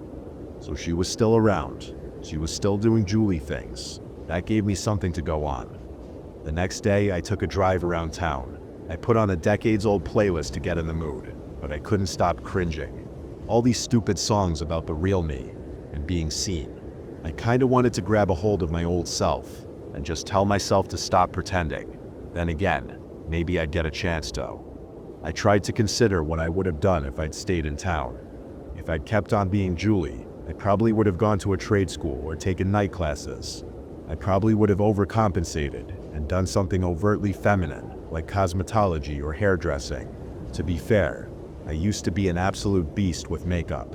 I could put anyone in drag in 10 minutes flat. There was a place in the next town over where they taught cosmetology. I had a faint memory of looking through a brochure. There were even apartments one could rent there for a small fee on top of your tuition. You could also do some work in one of the salons as a part-time thing. It'd be rough without a support network, but it'd be the kind of thing Julie would have gone for. I took a drive to the next town over, but I completely overestimated the time. The sun had already set when I rolled off the highway. As the apartment complex loomed in the distance, I couldn't help but feel a bit divided. On the one hand, I really wanted answers. On the other, I wanted to turn my back on the whole thing. What would it mean to be right? How would I react to something impossible being real? I pulled into a parking lot and got out. I didn't know where to start. Instead, I just wandered around a bit, trying to put myself into the right frame of mind. There was this electric moped at the end of the lot. It looked cheap, but kinda cute. It had the right colors, white and a muted wintergreen, just retro enough for the old me to keep my eye on it, but modern enough to be a convenience. I could definitely see myself getting one of those back in the day. In fact, looking around the parking lot, I couldn't see any other vehicle that even remotely looked like something I'd go for. I decided to follow my gut. The moped was parked at the end of the lot. If I had an apartment, it'd have to be close by. I'd never go for a place on the first floor, so it had to be second or third. The apartment complex was unlocked, so I just wandered in. There were names printed on the doors, but none that I recognized. I just wandered floor to floor, listening, trying to catch some kind of stray vibe. I made it all the way to the third floor when a door creaked open. I held my breath. I was already sort of trespassing, and a creepy guy in an apartment complex with mainly young women might warrant some unwanted attention. I'd already talked to the cops one time too many. There was someone on the floor below. I heard someone closing the door and humming something. I couldn't put my finger on what, but it felt familiar, even though I couldn't remember the lyrics. I could feel my foot tapping on its own. It wasn't until the footsteps disappeared down the stairs that I remembered it. A Place in This World, Taylor Swift. How could I forget? That used to be my goddamn anthem. There was a small window in the hallway, looking over the parking lot. I could see someone putting on a helmet and getting on that electric moped. It was a long shot, but I hadn't gotten this far from nothing. Checking out the apartment door, I noticed the name on it being Jolene. I felt like an idiot. That'd been my nickname for a time when I went through my country phase. Of course she wouldn't use her real name. Or maybe she was trying to distance herself from something. I thought about my next move. I could come back later, but I felt like I had to try something. Looking around, I noticed something in the corner. A crack in the floor tiles. The perfect spot for me, or Julie, to hide a spare key. And there it was. I considered stepping away, but I didn't know if I'd ever get this chance again. If I turned my back on this whole thing, could I ever live with the mystery? There had to be an explanation, and I couldn't imagine it. So despite my common sense screaming at me to think about it, I took a deep breath and went ahead. I used the spare key and stepped inside. It felt like walking back in time. The same posters, the same smells, the same coats on the coat rack. Every single thing in that place was something I would have picked out myself back in the day. The shoes, the white lamp with the blue sunflower pattern, the plate for the keys on the dresser. It even had these little plastic hermit crabs next to it. It was all my style. This could have been me 15 years earlier. But what bothered me the most was something small. On the dresser in the hallway, there was a series of post-it notes. The kind I'd write as a reminder to myself. things to buy, people to call, that sort of thing. There were these everyday notes on there, but it was the way they were written that bothered me. It was my handwriting. The one thing I hadn't bothered to practice away. I walked in past a well-vacuumed 70s style rug, taking in the atmosphere of the place. The laptop in rest mode, probably ready to stream something. The spinning fan lamp overhead still slowing down from being on all day. There were even these fridge poetry magnets in the kitchen, where you can spell out sentences with random words. I used to love those things. But looking a bit closer, those magnets told a story. It read, "Dream of you, ocean of nothing. Listen here. Old remember. Remember nothing." Jay said. I snapped a picture of it with my phone as I heard something. Someone moving up the staircase outside. How could she be back so fast? I panicked. My first thought was hiding in the bedroom, but the bed was too close to the ground for me to fit underneath, and the wardrobe was too thin. I had to try something else. I opened the bathroom door and tried the lights, but they didn't work. I didn't have a choice though, so I hurried inside, closed the door, and felt my way to the back of the room. There was no bathtub, but a pretty sizable shower with a curtain. I could hide behind it. I heard the front door open. Good thing I'd locked it. I held my breath and closed my eyes. Something primal in me figured that if I couldn't see her, she couldn't see me. My sweaty palms pressed up against the tiled wall. Damn it, damn it, damn it. Someone muttered. Where is that? Oh.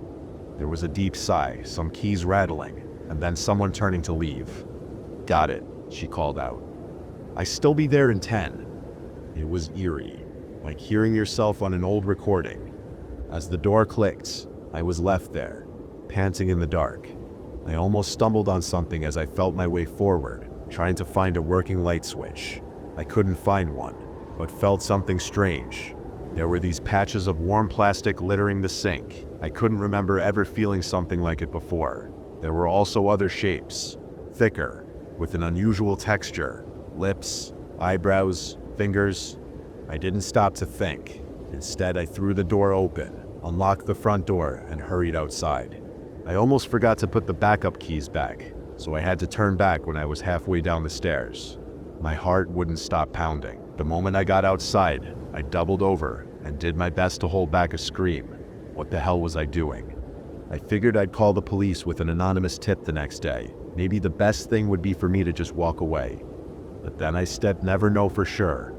Coming back to the motel, I took a shower and crashed. I stayed up for about an hour, watching cheap reality TV. I barely had anything to eat, and a mild shake in my hand didn't let me forget it. Somewhere around midnight, I decided to get something from the vending machine. I lumbered outside and checked the codes on the machine for a bag of snacks and a root beer. It Stubbs E21. My hand froze. I turned to my left, and there she was. She still looked like a 17-year-old. She had the same hair, the same clothes, and the same accessories. Even the accent that I tried to leave behind. She had her hands behind her back, bouncing back and forth on her heels. Something I used to do when frustrated or excited. Who the hell are you? I asked. I reckon you know who I am. She smiled back. Now why the fuck are you following me? What are you talking about? You think I wouldn't find you? She answered. Like I couldn't put myself in your shoes? She stepped closer. I stepped back. She found that amusing and crossed her arms. Her cheek twitched a little, but she blinked it away. I zipped my own person, she continued. You don't get to fuck with that. I don't even know what you are, I said. You can be. I Tim Julie, she interrupted. You can be. But I am. Before I could protest, she stomped her foot. As she did, she got this sudden limp on her right side, like part of her body fell out of balance. Her hand shot up to her face, and I could see something loosen at the edge of her cheek, like a tear in the skin. If you fuck with me, I still make ribbons from your lungs. Her voice was different. It had a higher pitch and a whistle to it.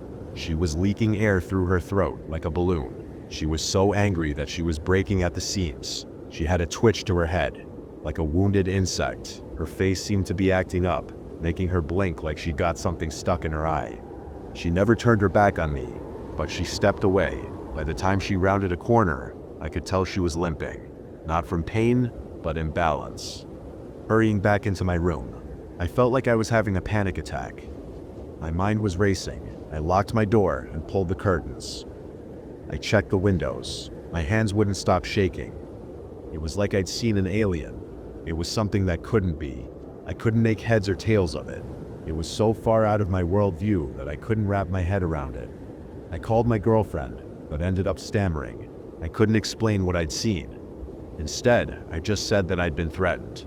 She was still being rational about this whole thing, and made me promise to listen. She pleaded with me. She told me to go home first thing in the morning, and to call the police. So that was the plan. I didn't know if it was the right thing to do, but I knew better than to dig any deeper. Early the next morning, I checked out, got in my car, and called the police. I left an anonymous tip about the murderer, telling them the address. They asked me for details and contact information, but I just hung up. I was done, and I was going home. This whole trip had made me sick, and I couldn't wait to leave Julie behind once and for all. I was on the road before the morning fog cleared. I made some decent distance in a couple of hours and decided to stop for a sandwich. There was this great place that I used to stop at with my parents when we went to see my aunt in the summer, and I figured that'd be a nice goodbye to that part of my life as I left for a final time. I pumped some gas, got my sandwich, and went to use the restroom. As I turned to close the door, I saw something in the distance, just off the side of the parking lot, leaning up against a tree. A retro-style wintergreen electric moped. A large hand slammed the door shut, locked the door, and turned off the lights. I was standing there in the dark, hearing two sets of breaths, one of which was right across from me. "You couldn't stit just let me go," Julie whispered. "You couldn't stit leave me alone." "I don't actually even know what you are," I said. "But you stirred not Julie. You can stir be." There was no response. I could hear her breathing grow deeper, longer, but I couldn't stop myself. I had to say something. "Are you even human?" There was a painful sound, like the simultaneous eruption of a groan and a sob. Then something unsettlingly human, a frustrated grunt. She was pacing, as if trying to calm herself. I kept hearing a smacking sound, like she was slapping herself.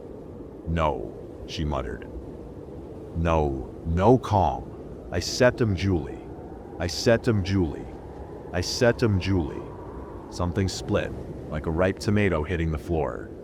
Something coarse scratched against the bathroom tiles. Deep breaths rose higher into the air, as something wet slapped against the floor with a thud. Several sharp things tapped against the bathroom tiles on both sides of the restroom, at least 8 feet wide. I set him not okay. No, not oh, fuck. A silence filled the room. I could hear the blood pumping in my ears as my fingers ran cold. Something in the dark was moving ever so slightly. A voice pierced the air, a low rumbling, like a stalling engine, a painful, unnatural moan. "I can stet go back. I can stet." Before I could speak, something pushed against my face. A blunted spike. First it touched my nose, then it pushed into my nostrils, then my ears. A sliver tickled as it slipped under my eyelid and all the way into the back of my throat. I tasted blood. I smelled blood. I could hear cartilage breaking from the inside out as I fell backwards, lifting a foot into the air by my head alone. Then, nothing. It wasn't painful. It's strange to say, but it wasn't.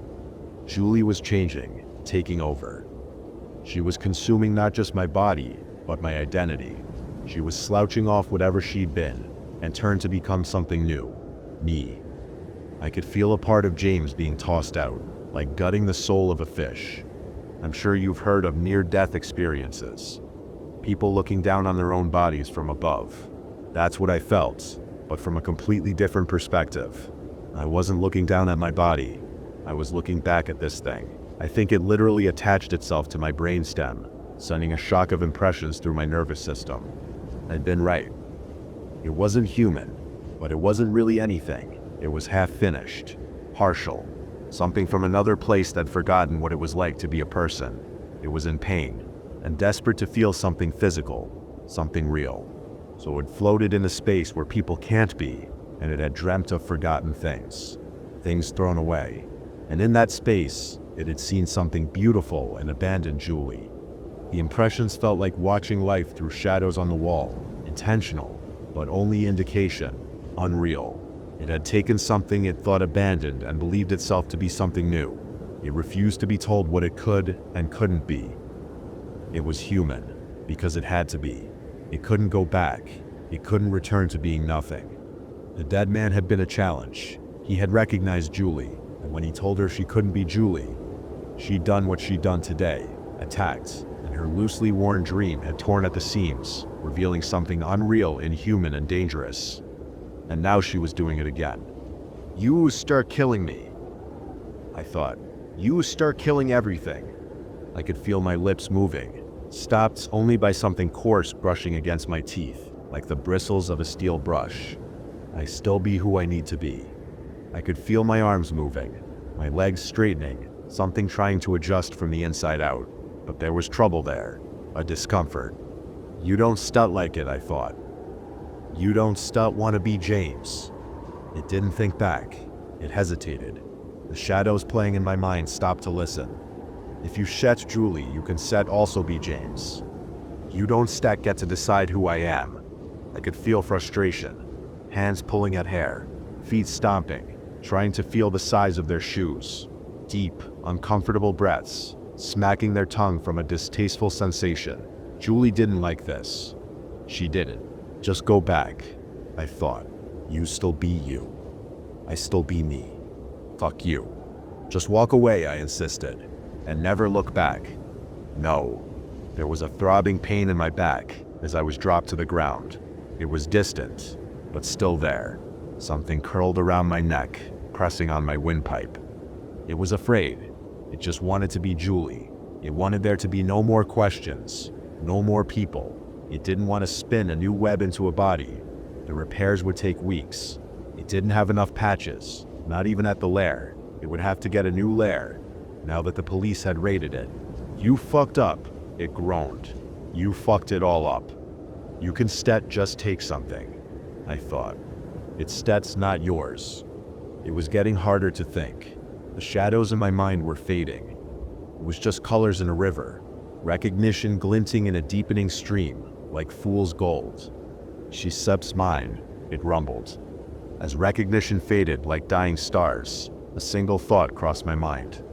"You can have her." It felt like having roots pulled out of my core, something pulling back, leaving my face bloodied and bruised. The restroom door opened ajar, letting in a glimpse of light. Something large and inhuman covered the exit, gently caressing an empty human body. A familiar blonde head hung loose, like a stringless puppet. Something sharp and claw-like stroked her head, cared for her. "I don't want to be James," it groaned. I tried to say something, but I choked on a loose tooth. I spat it out with a deep red glob. As Julie slipped out the door and into the adjoining woods, the last thing I heard was that same hum and whistle as before, that same tune. A place in this world. I told them I was attacked. It wasn't an unlikely story, given my identity and location. People had done worse for less. I think it got on the news. But I made it home eventually. I got my insurance money. I got to play with my dogs and kiss my girlfriend.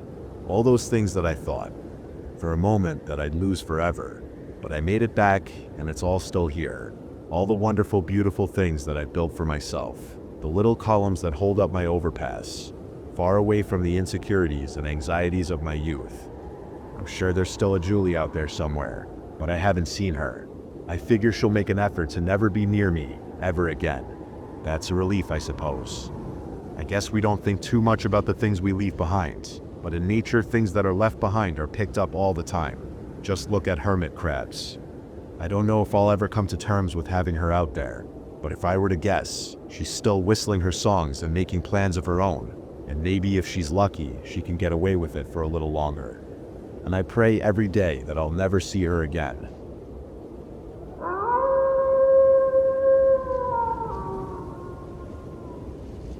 February 1st, 25 today. My neighbor of 4 years is moving. She didn't even talk to me. I found out when she started the packing up her belongings and putting them into her car. I tried to strike up a conversation, but she just gave me a tight smile. "Can I help with anything?" I offered. "No, it's fine, thanks," she replied, bluntly. Later that day, her and her husband drove off for good. It was sudden, but we were never very close, and I assumed they'd been planning this for a while. Good for them. I sit in my lounge wondering what to do for the rest of the evening. Maybe I'll just order Chinese and watch some TV. Shit, right? I misplaced the remote. Well, I'll just watch Netflix, I guess. January 2nd, 25. A few weeks later, another neighbor put their house up for sale. It was a flat shared by 4 professional 20-something-year-olds. I guess it's good weather and stuff, so it kind of makes sense that people are selling right now. Weirdly enough, last night, I got this weird smell, something metallic, as I lay in bed. Not sure what that was. The next morning I came downstairs, and one of the chairs was pulled out from the table, even though I could have sworn I tucked it in. Maybe I'm just being silly. I mean, I probably just was tired and forgot to put it back before going to bed. But I couldn't help but feel a little uncomfortable that day. As much as I want to, I really don't think I left that chair there. March 2nd, 25 today. I caught up with my friend Natalie for a coffee. Her boyfriend proposed and they're planning the wedding. They want to go to Bali for a honeymoon, which sounds nice.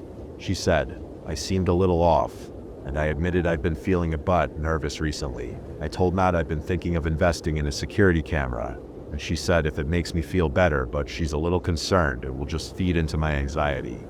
I guess she's right. Plus, being realistic, it would be a waste of money anyway, and money's already a little tight right now. November 3rd, 25. It's been getting worse. I've started to hear footsteps some nights, but I never see anyone. Small things seem to be out of place, but nothing's missing, and all my doors are locked.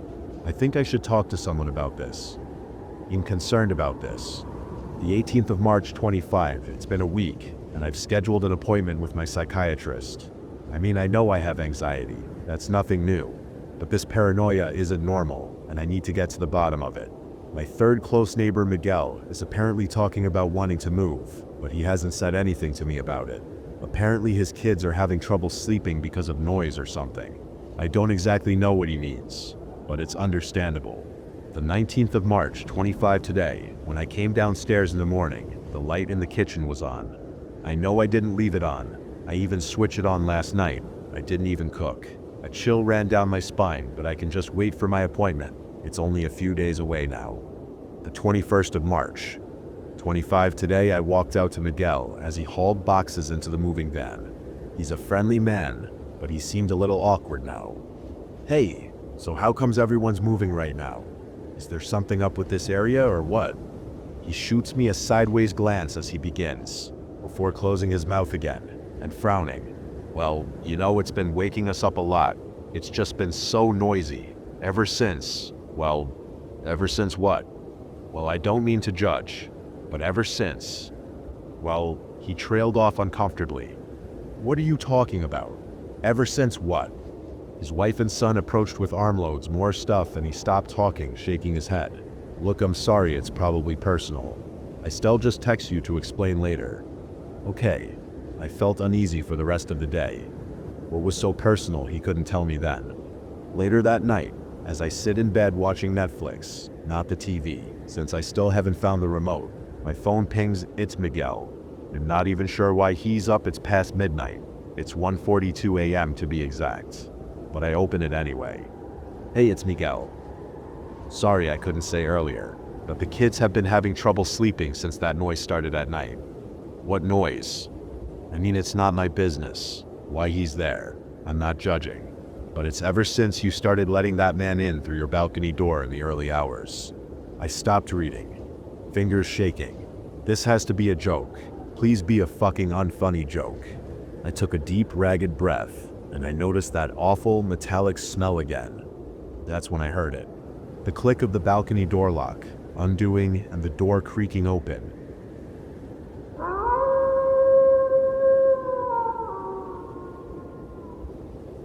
I'm not even sure how to talk about this. Frankly, I almost feel a bit embarrassed spilling my guts out in such a public sphere to millions of strangers who have no means of understanding the intricacies of my wife and I's 10-year relationship. See, I think the first thing you have to understand is that her and I got married fresh out of college. We were close friends before that, study buddies before that, and passing acquaintances even before. I'm the kind of guy who remembers that stuff, like the first time she smiled at me with those perky little dimples. I remember when she told me about how she never smiles because she hates how her face looks when she does. I of course could not have disagreed more. To me, there was nothing more luminous than her face. She could have parted an overcast Seattle morning with a wink. All of this to say that last night was, I honestly don't even know. Fucking bizarre is one way of putting it. Another would be the most horrifying thing I've ever experienced. I don't know if it's her fault, truly. I don't want to point fingers. I don't know what happened, but everything seemed normal that evening. Everything seemed normal when I brushed my teeth, flossed, did my whole skincare routine, ever since she got me that cleanser moisturizer kit for Valentine's. Hell, everything seemed normal when I got into bed with my copy of Freedom by Jonathan Franzen. She was right there with me too, paging through some illustrated reference book she'd picked up from the local branch library for the lab report she was writing. Grad school for a botanist was a bitch and a half. Any insights, or still more boring diagrams, of flower anatomy? I asked her, with a chuckle. Its sepstid's actually pretty fascinating, she replied. Helpful for description. Mostly, I don't know if you sect get much out of it. She was right. I probably wouldn't. When I first met her all the way back in undergrad, I couldn't comprehend staring at jungle samples all day. No, I was a theater major. All I cared about was getting on stage and getting the girls' attention. In the end, it was my wife's introverted observational tendencies that got my attention. She got me hooked on trying to figure out what was ticking inside that big studious head of hers. Turns out nothing I could remotely understand. It was all endosperm and xerophytes, and I tuned out the vocab lessons pretty quick. Try as I might, I never could get interested in the world of hyper-advanced, ultra-scientific gardening. Lately, she was working with the university on some pretty weird stuff. Though, they managed to get their hands on a highly rare plant that was previously thought to be extinct straight from the unexplored regions of the Amazon rainforest. I wasn't sure what the big deal was, but she told me that the flower was unique in that it exhibited bizarre fungal qualities. She got a little more technical with her terminology, but that seemed to be the gist of it. I looked over at her while she read the oversized volume and felt a sense of pride. I'd scored a real brainiac. I couldn't have been luckier. I smiled to myself, turned off my nightlight, and turned over to sleep, rolling on my stomach to expose my back to the ceiling like I always did. My wife said goodnight, and she followed shortly after. I woke up in the middle of the night to the sensation of pressure on my back, a real strong pressure. At first, I thought my wife just wanted to get some in a half-conscious daze, so I mumbled something about not being in the mood and needing to wake up early for work. She didn't seem to hear me though, or if she did, she ignored me. Worse, she didn't get off. I cracked one eye open, and what I saw, well, I just don't know if it's something I should take to my grave or not. Perched on my back in a squatted position, my wife was staring at me with a blank, placid smile. "Babe," I murmured. Then I felt something warm and damp hit my back. I realized in that moment that my wife was taking a shit on me. I screamed and launched myself out of bed, like a bat out of hell, torpedoing myself to our connected bathroom. My wife fell off of me onto the floor with a grunt, but I didn't care. I needed to get her shit off my back now, and then I needed to dispose of it before it got into the rest of the sheets. Hopping into the shower, I scrubbed like crazy to get it off. I think I must have been in there for at least half an hour just hyperventilating and cleansing over and over. It was just poop, but it felt uniquely staining. I couldn't get the image of my squatted wife out of my head. I didn't even look at her when I got out of the shower into a towel. I just rushed out of our room as fast as possible to sleep on the couch. In the morning, my eyes were bleary. I hadn't slept a wink. My wife came into our living room and made her way to the kitchen to whip up a quick breakfast. She smiled at me. "Good morning, babe. Why sit'st you sleep on the couch?" I blinked a few times. Had it all been a dream? "Still groggy, huh?" She chuckled. "I still make us some eggs." Slowly, I slithered off the couch and stared at her. "Do you not remember what happened last night?" She looked at me while chopping up some onions for the omelet, confused. "What? You?" I trailed off. Her face seemed absolutely clueless. She had no idea what I was talking about. "Give me a second." I marched into the bedroom expecting to be met with the pungent smell of poop, or at least a stained bedsheet and duvet, but instead there was no trace of any fecal fuckery at all. I was at a loss for words. There was simply no way I dreamt the whole thing up. I refused to believe that. I remembered the shower. I remembered screaming my way out of bed. It was all too vivid to be fantastical. What the fuck was going on? I'm at work right now, typing all of this up. I know it sounds completely ridiculous.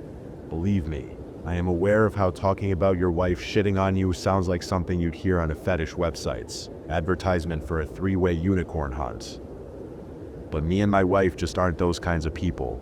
There's no way this is a scatological kink, and in absence of that theory, I'm just not sure. I really am hoping for answers, and I need them before I go back home, ideally. So please, help a guy out.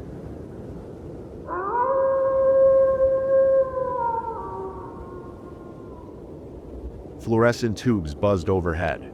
One flickered like a dying ember. Bradford Sinclair sat hunched over his cluttered desk, staring at a pile of small green pills. His desk overlooked an empty parking lot. The winds howled through the skeletal branches of the trees that dotted the lot, casting shadows across the icy blacktop. Oxycodone, the very substance he had pushed onto countless doctors, the same drug that had wormed its way into the lives of millions of unsuspecting patients. He glanced at the white marble paperweight on his desk. Embossed gold letters read, Bradford, Brad Sinclair, celebrating 30 years of service. Thank you for your contributions. He picked up the cold slab and slammed it down onto the pills, sending a brittle crack through the silence. He ground the fragments beneath the weight, meticulously rubbing back and forth until the granules thinned and the rough grinding ceased. The lawsuits had finally done it. A decade of settlements and government probes. He thought they would keep paying the fines and adjusting the PR. But the last one was different. Brad pictured the mother holding up a picture of her dead son, staring straight at him across the courtroom. Thank you for your contributions. Those contributions haunted him. He sold doctors a stream of recurring clientele over stiff drinks and expensive dinners. He collaborated with marketing departments to peddle long-lasting pain relief, another word for addiction. He helped the shareholders profit billions by selling comfort to the public, only to deliver financial ruin and death. He knew the science. He had always known. They excelled at creating a euphoria that became a siren's call to the desperate. Tolerance led to dependence, then addiction. Those who couldn't afford the re-up moved on, searching street corners for an alternative. It was a vicious cycle, one he had profited from handsomely. Bonuses, promotions, a home overlooking the Connecticut shoreline, his rewards for selling misery in a bottle. His black Amex card cut the powder back and forth into 3 thick lines, one for each decade of peddling pills to the masses. The buzzing of the flickering light above crescendo to a momentary wail before fizzing out with a pop. His shadow formed over the desk, swallowing up the oxy. No one was coming to fix the light. Brad and his boss, Doug Harkless, had been the last two in the building. Doug had given him a sullen nod before heading to his office, 1 floor above. After hearing the deafening gunshot blow just a few minutes later, Brad believed he was now the only one left alive. That wouldn't set be the case for much longer. He leaned over the desk and swiped the first line, inhaling deeply. A sting rippled through his nostrils, sharp and bitter, as the chemical left a burning trail down his throat. He slumped back into the swivel chair, the weight of his collapsing body rolling it back a few inches. The irony was not lost on him. The same pills he had pushed for years would now be his escape route. He smiled in contentment. Oddly enough, it was his first time trying the pills. For 30 years, he had abided by the sage advice: don't get high on your own supply, but today seemed like the perfect day to pick up a bad habit. He leaned back and closed his eyes, then a baby sip's cry. Faint, like it rattled through the vents from another floor, but unmistakable. A sound every parent remembers, a shriek that cuts through the deepest of sleep and sends you bolt upright in bed. On his desk was a picture of his family. His wife Deborah and daughter Alexa were beaming beside him during a picturesque day in Aruba. He could remember the early days of fatherhood. No matter how much she cried, he could always soothe her, always bring his girl back to happiness. Those days seemed to have passed. Deborah had sent him the divorce papers, her signature scrawled haphazardly. as if she shouldn't get away fast enough. Alexa wouldn't even look at him. She would be spending her junior year at the local state college rather than Sacred Heart, forced to leave her friends and sorority sisters behind. He heard her through the crack of her door, complaining to them about her good-for-nothing dad, who put his legal battles ahead of her education. There was no bringing her back to him. He heard it again, the grief-stricken wail. It grew louder, more demanding. Brad placed both hands over his ears to think straight, but that option was long gone. What he saw in the reflection of the window in front of him didn't make any sense. It was insanity. On the black leather couch in his office sat a young woman, gray in the face. She was slumped backward. Her eyes, open and cold, stared blankly at the ceiling. Her ruffled shirt lay resting above an exposed breast. A rubber band was looped around her bicep, puckering her flesh for the needle that hung lifelessly from her arm. In the crook of her arm was a dirty cloth bundle. Brad's feet moved on their own. His mind screamed to stop, not wanting to see the contents.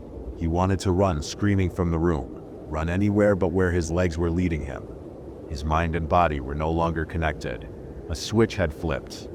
Brad peered over and saw the face of a newborn staring back at him. Its eyes bulged and seemed too big for its sallow, anguished face. It looked up at the woman's nipple, a poisoned well. Its scream seemed to burrow into Brad's head and sting his eardrums. It was the sound of pure desperation, its lifeblood just a mirage in the desert for the thirsty. Another fluorescent tube popped, flooding darkness over half of the room. Brad retreated back to his desk. He didn't know if what he was seeing was real or a specter from his past, a chemically induced hallucination, or the final reward for the suffering he helped inflict. The child screamed on, unrelenting. He looked to the second line for reprieve. His hand trembled as it touched his nose and snorted the second line greedily, hoping for the end. The crying stopped as suddenly as it had started. Brad stood there, stooped over his desk. Brad slowly lifted his head to the reflection in the window. The mother and baby evaporated, as if they were never there. Tears ran down his face. He looked at himself in the window, his eyes pathetic and alone. He looked ruinous. As he stared, he noticed the pupils of his eyes began to waver as if reverberating inside his head. He took a step backwards, expanding his view. The whole window was shaking. The plaque rattled across his desk, two hollow pieces of wood clapping against each other. His breath quickened in confused terror. Brad peered through the plate glass and watched as the ground writhed below him. The vibrating office seemed to move in a spastic convulsion. He inched closer, cupping his hands against the cold glass, and watched as the end of days materialized before him. Swarms of bodies writhed relentlessly like ants on a crumb. Brad watched as they frantically sprinted towards the building, wrestling over each other and throwing each other savagely to the side to be the first in line, the first to get to him. The woman was just the beginning, a warning shot of things to come. After all, how many lives had he inadvertently ended? The number laid out like a vast sea in front of him. He would be swallowed up whole by the horde, just as the drugs had swallowed them alive. He looked down the sheer side of the building and watched the wave of bodies crash into the wall 3 stories below. The building shook with a violent tremor. Brad watched in horror as the bodies frantically scaled the walls. His mind filled with the metallic grinding of nails clawing into the wall. His screams were a whisper against the cataclysmic sound of pandemonium before him. Bloodied hands gripped the ledge beneath his window, torn apart from the ascent. The bodies pulled themselves upwards and pressed themselves against the window in a rage. 2 college-aged men were the first over the ledge. Dried blood plastered their faces and shirts. They screamed and pounded against the window. Their eyes bulged in their sockets. Next, a black woman, gray and withered. She opened her mouth wide and howled in pain, slamming her body into the window pane. The bodies kept coming and coming. A teenage girl, blood pouring from her nose. A balding man in a tattered suit and tie. The crowd clogged any view of the outside world. Piles of the dead, blood splattered and withered from withdrawal. Brad stood rigid with terror, mesmerized by the suffering before him. The next sound ripped apart his soul in panic, the crackle of glass under immense pressure. A spiderweb shot across the window. They would come through the glass and overtake him. There was no escape. He ran to his desk and imagined the release, the eternal nothingness. No more suffering and torment for his sins. The buzzing of the last overhead light taunted him. Full darkness was coming. He would be free. He looked down at the third line and took his final breath as the sole light above him flickered wickedly. The buzzing crescendoed. The glass shattered with a violent roar. Lights out.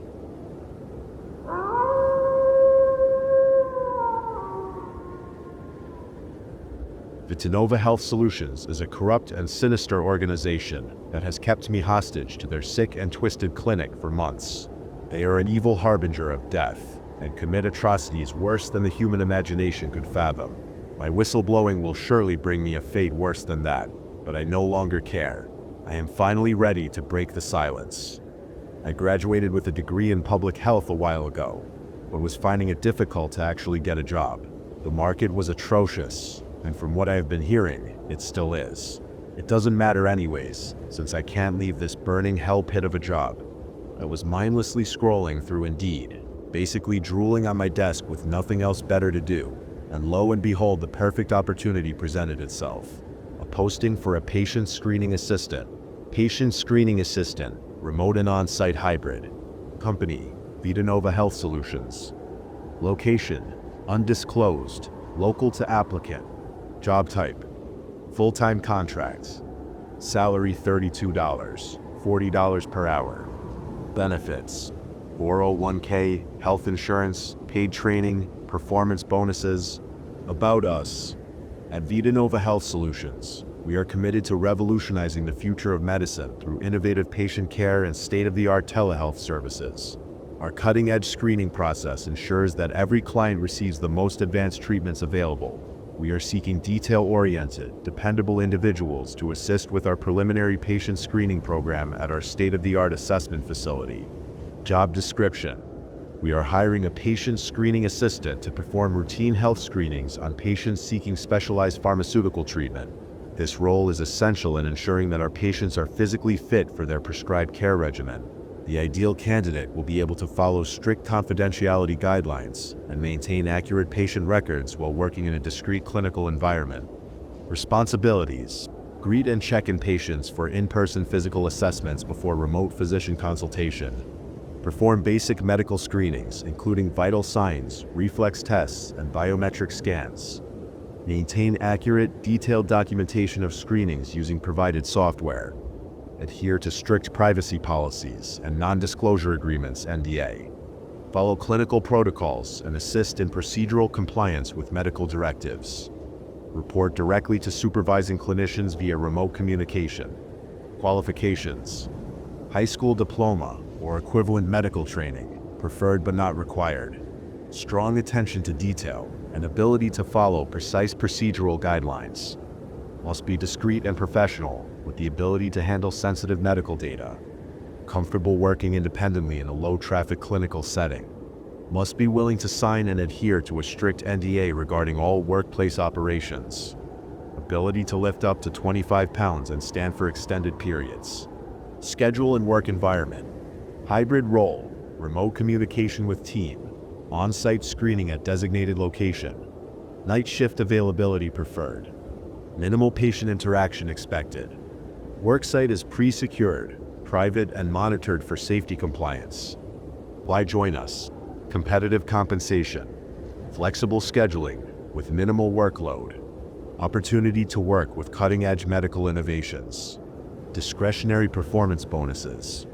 Potential for career advancement within classified research projects. Serious inquiries only. Due to the nature of our work, full background checks and NDA agreements will be required prior to employment. Apply now. I know. You probably think this post looks like a huge red flag, but my desperate and naive brain thought this was the most badass thing I could apply to. In the sea of average and criminally underpaid positions, I was forced to skim over on a day-to-day basis. The thought of being at the verge of scientific innovation while also being a hybrid worker was so enticing. Not to mention the pay. I mean, you have to see it through my eyes. This was by far the best opportunity listed anywhere for a new grad like me. So I submitted my application and waited. I began to feel suspicious as soon as I got my offer of acceptance. Before I could do my onboarding, They wanted me to sign the aforementioned NDA from the initial job posting. Another thing I have to mention is that in every email they sent me, there was never a supervisor mentioned or even a single name. It was all confidential, and never once since I have started to work here have I seen a single person other than the patients that shamble through the front door. They sent me a fingerprint scanner through the mail that I had to plug into my desktop, then open a portal to their biometric scan system that lagged the hell out of my PC. It glitched a few times before I could even open the system, but it essentially scanned my face and both thumbs simultaneously. The fingerprint scanner burnt like hell, and when I released my thumb, the skin of it peeled off the thin membrane and became wet, like I just dipped my hand in water for hours and the skin pruned. There were mechanisms under the membrane that heated up and undulated like squirming maggots. The face scanner flashed violently and burned an image of my face into my retinas for a couple of minutes afterward, which really freaked me out when I leaned back and closed my eyes from the headache, only to see my own face staring back at me. Once completed, the page rerouted me to their NDA, which, I'm not gonna lie, I didn't read at all. The thing was massive, like a whole legal textbook that was hundreds of pages long. I'm not ashamed to admit it, and let's be real, none of us have read every legal paper ever handed to us by our employers. I mean, yes, it was stupid to not even skim something so legally binding, but again, desperation and excitement did terrible things to my mental state. I don't have the NDA on me since after I signed it, they locked me out of it. But I do have the initial onboarding email still saved. Subject: welcome to VitaNova Health Solutions. Confidential access required. Dear Redacted, congratulations. Your application has been reviewed, and you have been selected for the role of Patient Screening Assistant at VitaNova Health Solutions. To proceed with onboarding, please complete the following steps within 24 hours. Step 1. Identity verification. For security purposes, upload a clear facial scan and biometric signature using the verification portal below.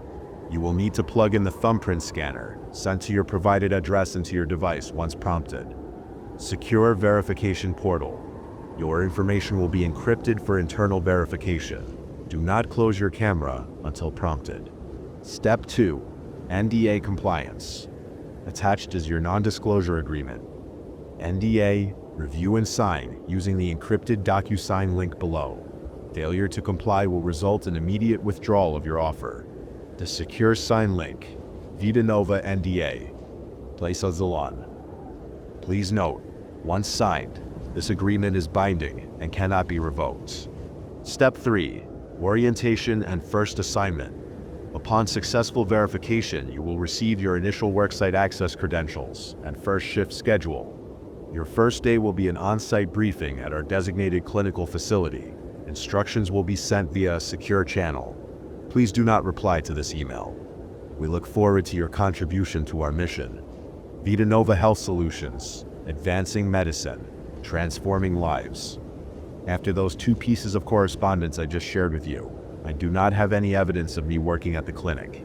Every further correspondence sent to me was through a secure company-owned flip phone and PC at the site. From here on out, things get ugly. It pains me to even think about this place. The vestiges of memory I am clinging on to leave me like leaves in the wind. I'm trying desperately to grab every one, but they singe my insides and toss my guts on a frying pan. The clinic is an unmarked building located on the outskirts of my town. It's a brick square painted beige, with 5 steps leading up to a monumental steel door. There is one large window to the right of the door, but it has been covered in a sheet of metal bolted to the frame and painted to match the brick. A fence with barbed wire stretches to the right side and behind the building, keeping nothing but dirt safe from the outside world. 2 cameras are pointed down from the top corners of the front door, giving a view of the front entrance, which when I look at them, the door unlocks, and I can come inside. I don't know if someone is manning the cameras to verify identity, or if my biometric scan is somehow linked to the cameras and opens the door for me. But I am inclined to believe that someone is always watching me while I am on site, and had to do the graveyard shift. So from midnight until 8 a.m., I am locked in what is essentially a prison-holding cell with a front desk and examination room. As malnourished as the outside of the place is, the inside is reflectively pristine and sterile. The only notable signs of use were on the armchairs in the waiting room, bearing the scars of scratching on their rests and cracked leather seats. On my first couple of days, I noticed that although our operating hours are at night, the medical equipment used for evaluations are constantly replaced or moved around. The arm cuffs still felt warm to the touch on a couple of occasions I was setting up the evaluation room. I also could not be allowed access to the clinic if I were even a minute early for my shifts. The door just wouldn't open until exactly midnight. The storeroom containing the classified vials of drugs I was to administer to patients after screening never seemed to reduce in number, but are definitely moved around between shifts. Like someone was treating patients, but they restocked the vials to full capacity before I came in. With how recent the equipment had to have been used, there were a couple of occasions that whoever was there would have just left, but I never saw anyone else walk out that door whenever I waited outside. I have no clue what the drugs are, and I am not supposed to know.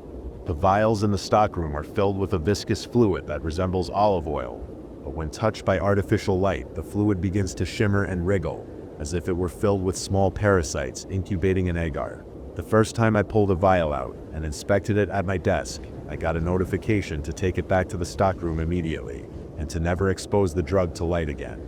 I did as I was told. No one came into the clinic for weeks. I was getting paid, but not doing any work, so I was alone in this creepy place with nothing to do and cameras watching my every movement. I thought a lot about quitting, but it occurred to me that I may never get a job where I was paid so well to do nothing again. Not to mention this place would look good on my resume, so I hunkered down and kept busy with books and puzzles until my notification to clock out flashed on screen. It was strange, but it worked for me and I could handle the absurd secrecy of it all. That was until my first patient arrived. The door shrieked and startled me so bad I dropped the book I was reading. An old man shuffled past the door that automatically shut behind him, and the gears inside locked it with a metallic resonance. His gait was a trembling mess, where his left leg was dragged along by the right side of his body, and his other one shivered from the weight it was burdened with. His pale face was gaunt, with deep pockets for cheeks and wrinkles lining his forehead up to where his hairline should have been. When he approached the desk, he leaned on it for support, and his back arched to get up close and eye level with me. His eyes were dilated, like deep pools of misery filled his soul, and the effects cursed his terrible body. I could tell from that angle, his veins were bulging and pulsating in shifting patterns of green and blue, squirming when he spoke. "Dennis Thompson, for my 2:30, he said, with a breath reeking of sour apple rot. His grotesque demeanor and prying eyes made me more uncomfortable. His eyes lingered on me for too long, and he made some remarks on how soft my skin must be, or how my boyfriend, who doesn't exist, must be so lucky. I checked him in and followed the instructions given to me on how to conduct Dennis's evaluation. It was a normal preliminary screening: blood pressure, oxygen, temp, heart rate, respiratory rate. Of course, he continued to be a scumbag throughout the process, moaning a little when I had to reach under his shirt to hear his popping lungs. It's a maddening thing to be put in a situation like this, because your brain is screaming at you to say something, to turn the man away and reject this encounter, face the consequences from the boss later. But I wasn't allowed to. Part of the rules for seeing patients at the clinic is that you cannot turn them away, because the drug we have is necessary for them, regardless of how terrible they can be. I have to treat them. So I endured the sexual harassment and finished his screening. It's not like there was a man here with me working at the clinic who could replace me. I am all alone, but I am strong. I thought I could handle dirty old Dennis for a little while longer. I cleared him for his telehealth appointment with the doctor and left the room. There is a TV in there that I turn on and notify the doctor that the patient is ready to be seen from the computer at the front desk. It was like a Zoom call, but I couldn't see what was going on in there, as I had to shut the door before I left, for confidentiality reasons. However, I could hear some muffled words. Cranial density exceeds, but the growth still accelerating. Spinal misalignment. No, it's not a rejection. It's adapting. Please. It hurts. I can see well. His vitals are maintain observation. We can't risk. They stir still inside me. Can you see them? I was hexed. What on earth were they talking about in there? 30 minutes later, I got a notification that the patient was done and to go ahead and administer his medication.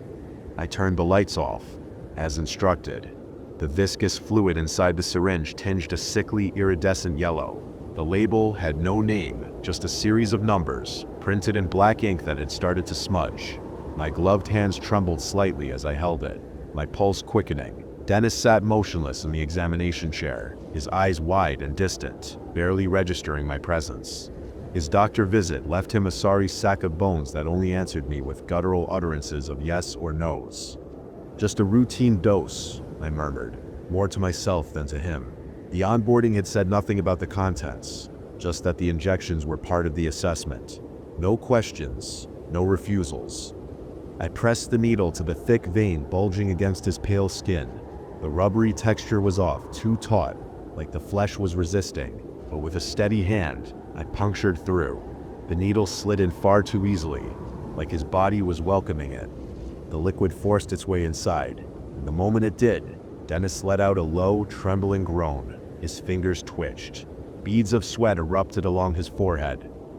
I tried to pull the syringe away, but the vein pulsed and constricted, clinging to the needle like a thirsty parasite. It took a harsh tug to free it. "Are you all right?" I whispered, but Dennis didn't respond. The first sign was the trembling, not subtle but violent, like something within him was struggling to escape. His hand seized the sides of the chair, his nails scraping against the worn leather. Veins began to bulge along his forearms, inky black lines twisting and writhing like snakes beneath his skin. I was speechless, slowly backing away. Dennis's breathing hitched, each gasp sharp and ragged. Then came the sound, a low, wet popping, like meat splitting open. His neck thickened, veins bulging beneath the skin. His jaw clenched as his teeth gnashed together, the muscles visibly straining and molars cracking with the force. Then the jawbone shifted, stretched. The skin at the corners of his mouth tore with a series of grotesque snaps, forcing a grin that split his face in half. The blood gushed from every orifice, pooling on him and on the floor. I was frozen. His eyes rolled back, the sclera darkening to a milky gray. His fingers convulsed, the knuckles protruding unnaturally as the bones beneath seemed to swell and crack. The nails blackened, curling like claws. His breathing turned to guttural snarls, wet and labored. The skin along his forearm began to ripple. I watched in horror as something beneath the flesh twitched and writhed. A sickening bulge traced along the bone. It was a parasite seeking escape. Finally, with a nauseating squelch, he exploded. The ribs couldn't handle the pressure building in the torso, and suddenly the whole room was misted with his warm insides fogging the windows. I wiped my eyes and slipped on something that popped under my foot. On the floor in front of Dennis's contorted corpse was what looked like a child. It got on all fours and met my gaze. It was an abortion, a face full of gnawing teeth like molars, mouth splitting the face, large blue eyes that encompassed the forehead, leaving no room for a nose. It was covered in blood and fluids, resembling a newborn. It stood up and began to grow. "We're so pretty. You stir, so pretty." But the words were lost in the midst of a ragged choke. Its spine contorted, vertebrae cracking audibly as the body jerked toward me, shifting through the phases of adolescence. A second spine-like ridge began to protrude along the back, thin and sharp like bone shards splitting free. I scooted back, still on my ass from slipping earlier. Bile was rising in my throat, the acidity burning my screams and cries for help. It reached me in an adult form, still wet from infancy. So smooth. "I want you." The thing slipped a crooked hand over my mouth and reached for my pants. When the lights turned on, it revolted and wailed, flesh burning in the light. Alarms went off in the building, echoing and resonating with one another. The speakers from the TV were blaring. Non-viable candidate. Disposal required.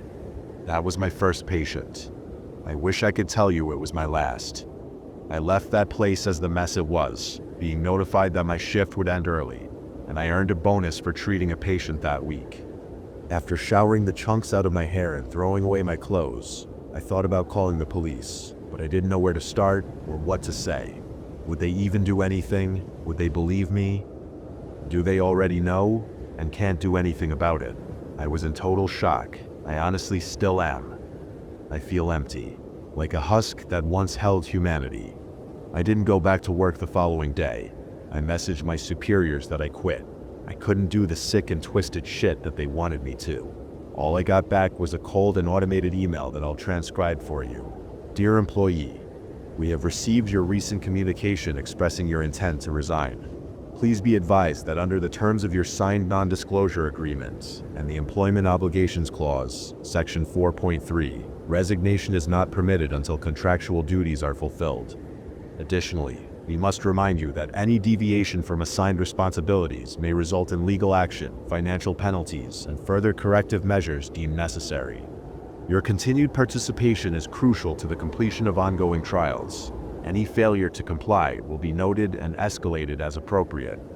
We value your dedication to the advancement of medical science. This is an automated message. Do not reply. Has been forced to treat patients ever since. I am still here, though I am no longer whole, forced to create nightmares I never imagined. I fight to keep my mind intact. Vita Health Solutions are engineering monsters, and I am one of their unwilling instruments.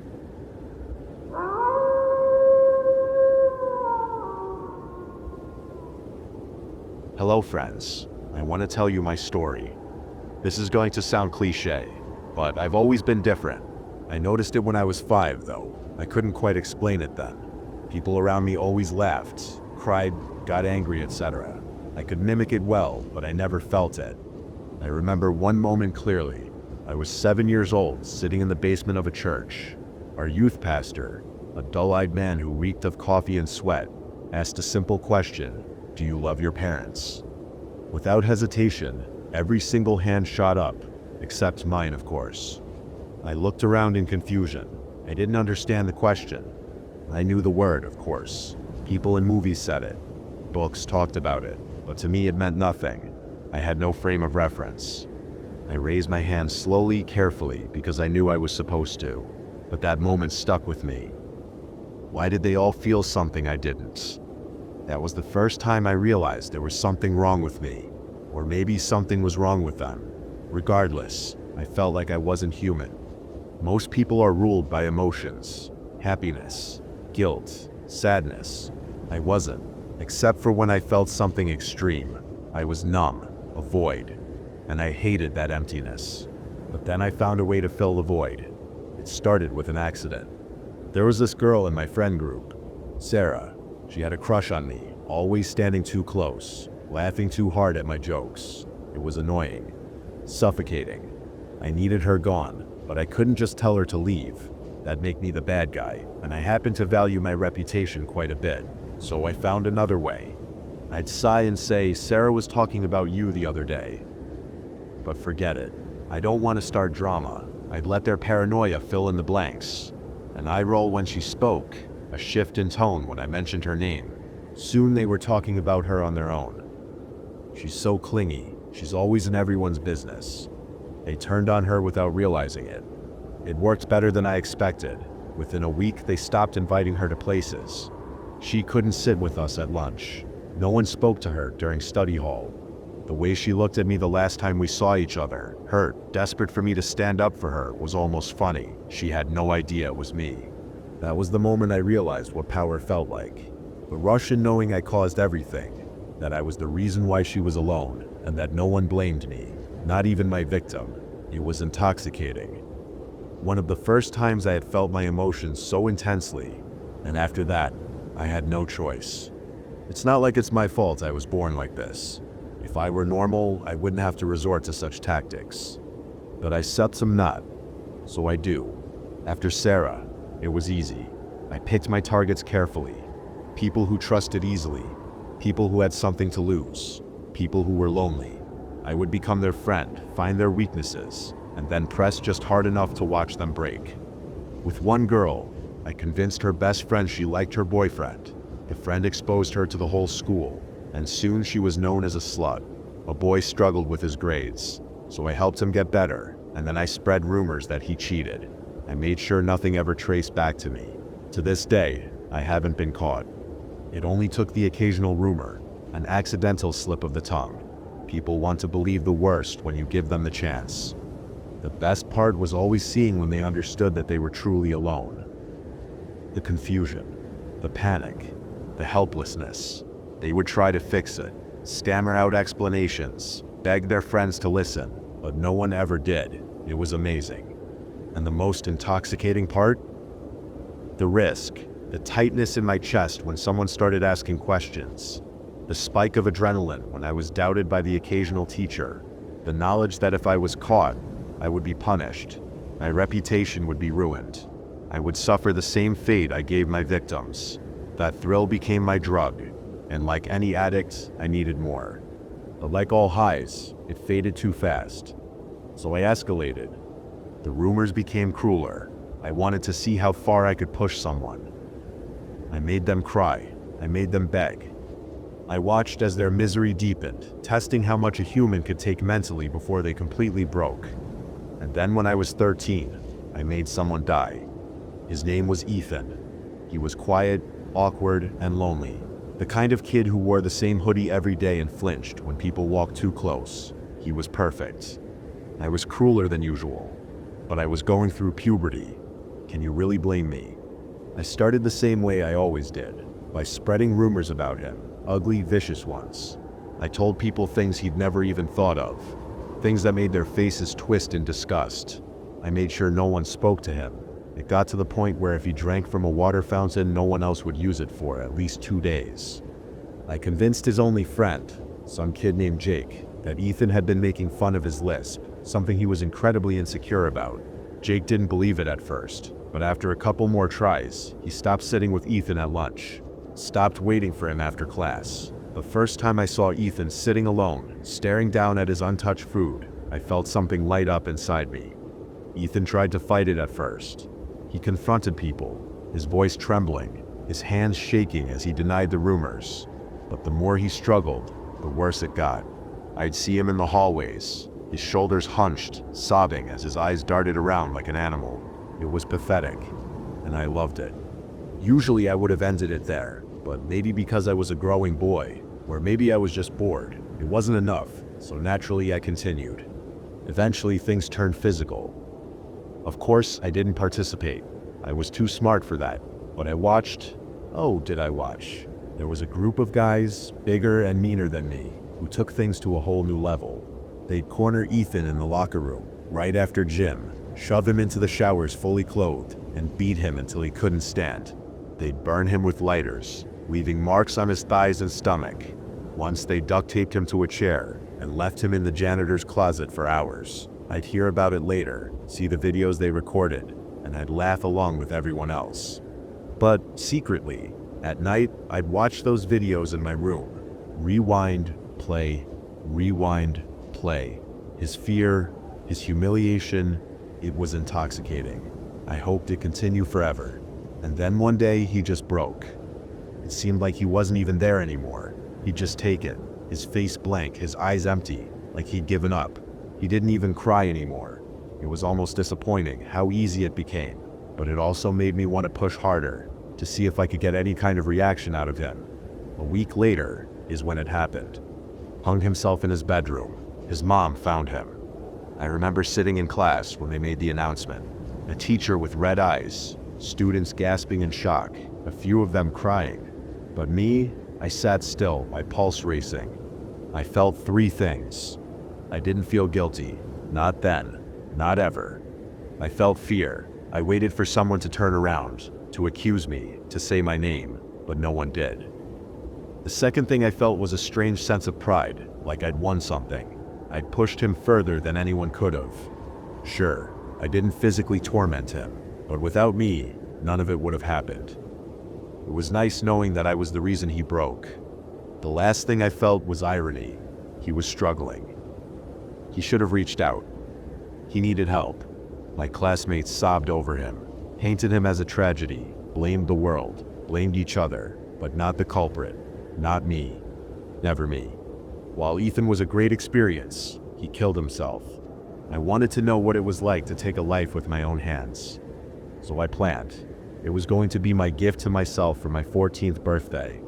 The victim had to be someone no one would miss, someone disposable. A runaway, a homeless person, a drug addict. I spent weeks watching, looking for the perfect one. Eventually, I found him, a homeless man who slept near the back of an abandoned gas station. Mid-40s, smelled like piss and vodka. Perfect. I learned his schedule, what little of it there was. He scavenged dumpsters behind the 7-Eleven in the morning, begged outside the liquor store in the afternoon, passed out at midnight. He never spoke to anyone. No one ever spoke to him. When the night came, my hands were steady. I brought a knife, nothing too fancy, just sharp enough to get the job done. He was asleep when I got there. I pressed the blade to his throat, crouching over him, watching his eyes flutter. The second he woke up, I pressed down. He struggled, not as much as I expected, but enough to make it fun. His fingers clawed weakly at my arms, but he was slow, clumsy. I felt his pulse jump under my hand, heard the wet gurgling noises as he tried to suck in air through a throat that was no longer working. Then, the moment his body seized, shuddered, and finally stilled. Silence. I stayed there for a while, just watching. The blood was warm where it soaked into my clothes, and the smell was amazing, metallic, raw. But the best part was watching the stillness. The complete, perfect stillness of something that had been alive but wasn't because of me. And then came the high. I felt awake in a way I never had before. I felt weightless, untouchable, like I could do anything. The world seemed shaper, colors deeper, sounds crisper. I couldn't stop smiling. I ran my fingers through my blood-soaked jeans, smearing it between my fingers. Sticky, cooling, proof. There was no regret. No doubt.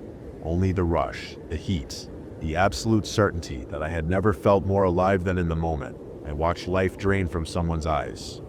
I got rid of the body and cleaned myself up, then walked home slowly, stretching out the feeling, breathing it in. I wanted it to last. By the time I got home, the feeling already disappeared, and I was back to my normal, numb self. But I wasn't disappointed, because I knew one thing for sure.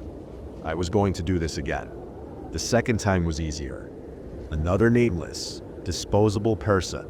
Another night spent watching the life drain from their eyes. And the high, it was just as good, just as intoxicating. For a while. But then, something changed. The third kill still felt good, but the rush didn't last as long. The warmth faded quicker, the satisfaction dulled faster. The fourth was the same. The fifth worse. It was like using drugs, each hit weaker than the last. I knew what that meant. I had to do more. Pain helped. Drawing it out, making them suffer. The longer they screamed, the more I felt it, that electric, skin-piercing euphoria. I learned how to prolong it, how to keep them on the edge of death. It made the high last. It made it stronger. But even that started to fade. So I got more creative. I tried different tools, different methods. Some worked, some didn't. Some were too messy, some too quick. I learned restraint. I learned how to make them beg, how to keep them alive just long enough to see hope drain from their faces. The longer it took, the better the satisfaction. Still, no matter how much I escalated, the high always faded in the end. It was never enough. And maybe that was the best part. So that sips my story. You've listened so patiently, like the good friends you are. Maybe some of you are disgusted. Maybe some of you are fascinated. Either way, you stayed. And that's almost as good as the act itself. Because really, isn't this the same? The thrill of telling you, of confessing, the risk, it's exhilarating. That's why I'm telling you this. Because sharing my deeds, confessing, even anonymously, gives me that rush. Maybe you think I'm lying. Maybe you think this is all a sick fantasy from some attention-starved freak. Or maybe you believe me. Either way, I've enjoyed this. Goodbye, friends.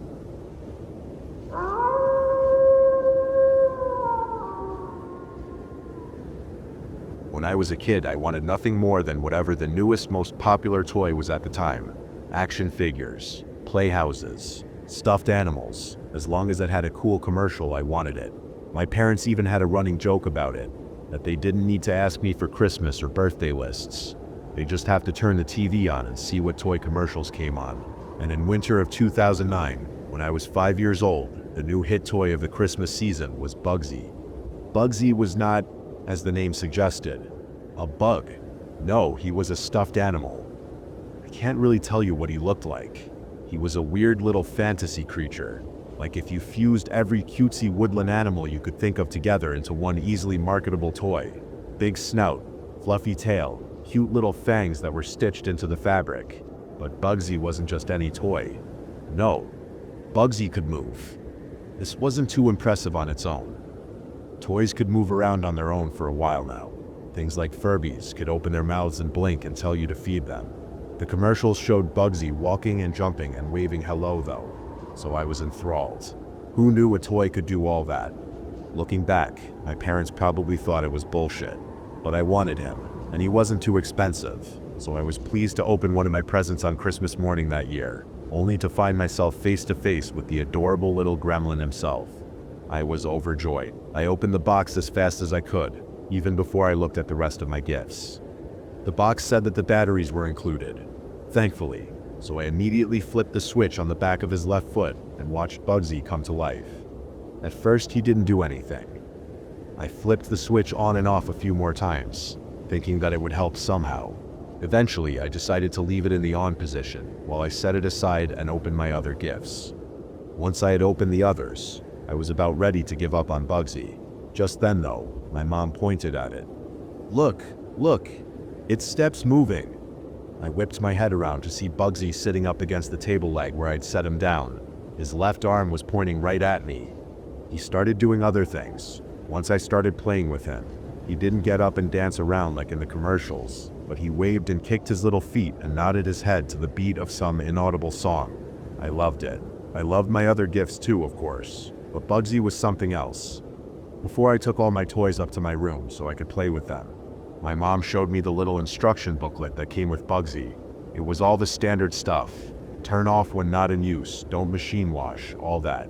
She specifically pointed out that I couldn't keep Bugsy too warm. The booklet said that it could mess with his movement. I like to sleep with my stuffed animals in bed, so this was important. I didn't want to break Bugsy. I spent the whole rest of the day in my room, playing with my new toys. I had robot battles, lined up all my toy soldiers, and most importantly, played with Bugsy. I had figured out the key to his movement fairly quickly. Whenever I put my hand up to him, he would move. If it was close to his head would bonk up against it. If it was close to his arm, he'd point. If I moved it up and down, he'd bob his head. This new information made playing a whole lot easier. I could make Bugsy do all these little movements on command. He could even salute all the little soldiers. I played into the night. It was one of the best Christmases I'd ever had. By the end of the day, I had all my toys lined up nice and neat on my soft and cozy carpet. I slept like a baby that night. Bugsy became a fast favorite of mine over the next few weeks. I showed him to all of my friends and family. I brought him to school for show and tell once, and another kid said she had one too. I ended up making a friend because of Bugsy. We still talk all these years later. As the months went by though, Bugsy started acting strange. Sometimes I'd find him in different places around my room than where I'd left him. He'd be at one corner of my bed when I left for school, and when I got back home, he'd be in the center. He'd be on the top shelf of my closet when I went to bed, and when I woke up, he'd be face down on the floor. One time I thought I'd lost him, but soon found that he'd made his way under my bed. I asked my parents if they'd been moving Bugsy while I wasn't looking, but they denied it. I didn't believe them at first, but one night I remember being awoken to a thud from the far corner of my room. I flicked on the lights to find Bugsy laying on the floor, having just fallen from my bedside table. He was face down, limbs splayed out to either side. It was like he was trying to maximize his body to carpet contact. Without thinking, I pulled him into bed with me to cuddle. I had forgotten all about the heat warning. I fell asleep quickly. It always helped me sleep when I had something warm and fuzzy to cuddle. But once again, I woke up in the middle of the night to something strange. There was a strange tickling sensation on my arm, where Bugsy was pressed against me tightest. I turned the light on and looked to see if there was a loose stitch or something, but I couldn't find it. It unsettled me. I put Bugsy back on the floor and finally got some rest. The next night I swore I saw him slithering over to the heating vent on his belly like a snake. It was dark, but I know I saw it. It was slow, sluggish, but he was moving. After that, I always made sure to keep him in my toy chest whenever I wasn't playing with him. As the season turned to summer, we were hit with a massive heat wave. I was walking around the house in my underwear at all times. My diet consisted of 60% ice pops. All the blinds were drawn to keep the sun out, and box fans were running in almost every room. My room was the hottest in the house, much to my displeasure. On the hottest day of the heat wave, I was up in my room melting into the carpet. I didn't even have the strength to play with my toys. I was so hot, all I could do was lay on the floor in my undies and talk to Bugsy. I remember him looking bigger than usual.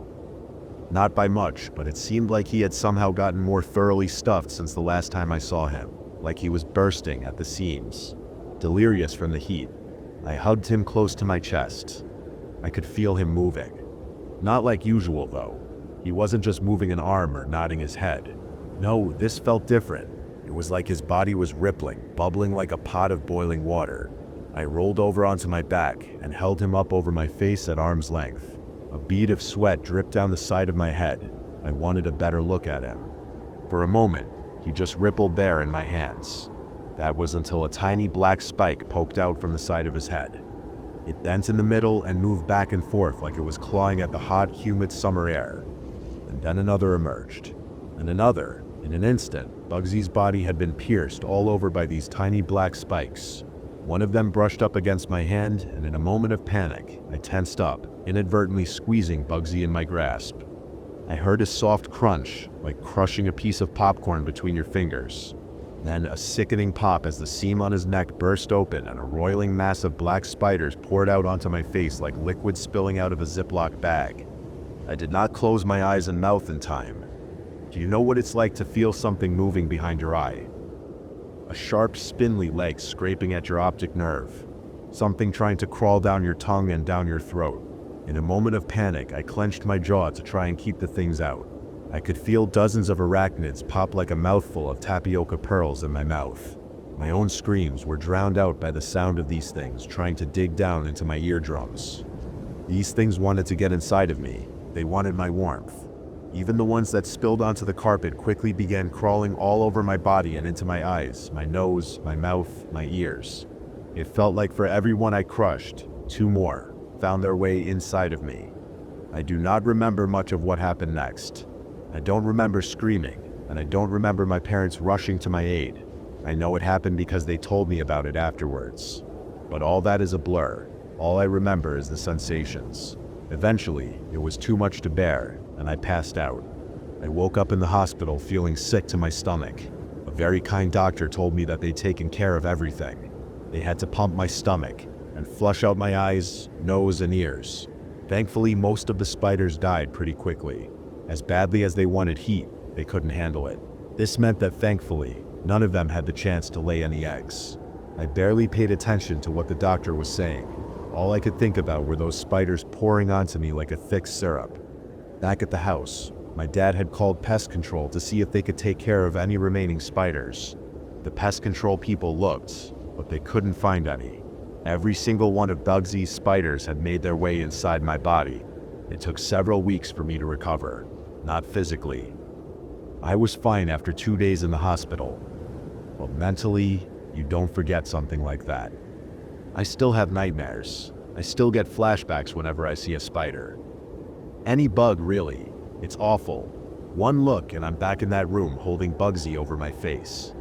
The toys were recalled. Apparently, it wasn't just me. It wasn't the only kid to find out what was inside of those things. Spiders. In every single one of them, one kid choked and died. Another went blind. The company issued a half-hearted apology statement and went under within the week. They didn't mention the spiders at all, only talking about the incident in the vaguest of terms. Pretty much everything about the company has been scrubbed from the internet. I can't even remember their name. Bugsy's gone too, except for a few stories and videos you can find from back before they were recalled. At least I can only assume so. I can't ever look at that thing's smiling face again. There's no good place to end this story off. I guess I just needed to get it off my chest. I'd only told it to my parents, who saw it firsthand, my therapist, and that friend I mentioned earlier. She was the kid who went blind, actually. The spiders went straight for her eyes. Make sure you check your child's toys carefully around Christmas, I suppose. And I'm gonna stop writing now. I feel sick.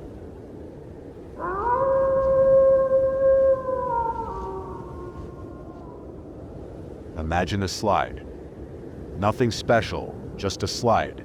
A slide in the woods. It's a red tube slide, like the ones you would see in any playground. Red, like hot metal, twisting round and round and round, like a snake's long body. It has a small platform next to it. A wooden one. One you would use to climb up to slide. To get onto the platform, there is a ladder. A colorful ladder. Green bars welcoming you with open arms. Held together with 2 wooden poles, the same wood used for the platform. And that is it, the slide in the woods. Oh, the memories. Beautiful memories. Remember Mother? She would take you on a slide, wouldn't she? Oh, the memories. Beautiful memories. You don't know how. You don't know why. But you find yourself there, in the woods, facing it. The slide in the woods, its red, long, curvy tube, seems to call your name.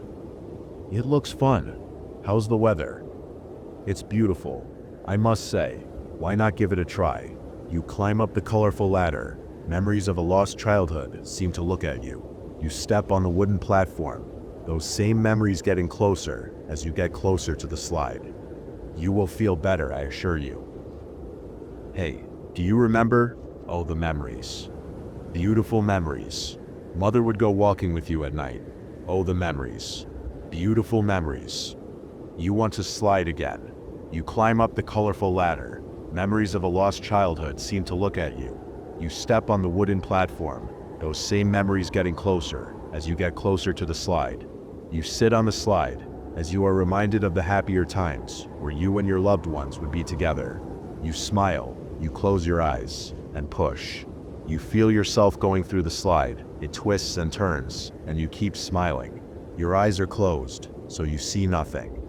You sit on the slide as you are reminded of the happier times where you and your loved ones would be together. You smile, you close your eyes, and push. You feel yourself going through the slide. It twists and turns, and you keep smiling. Your eyes are closed, so you see nothing. The slide ends. No more twists, no more turns. You find yourself touching the ground. That was fun. But everything has an end. It's now nighttime. The moon shines through the clouds, circling over your head.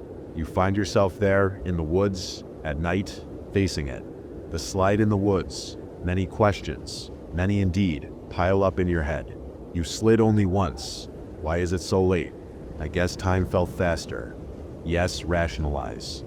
The slide ends. No more twists, no more turns.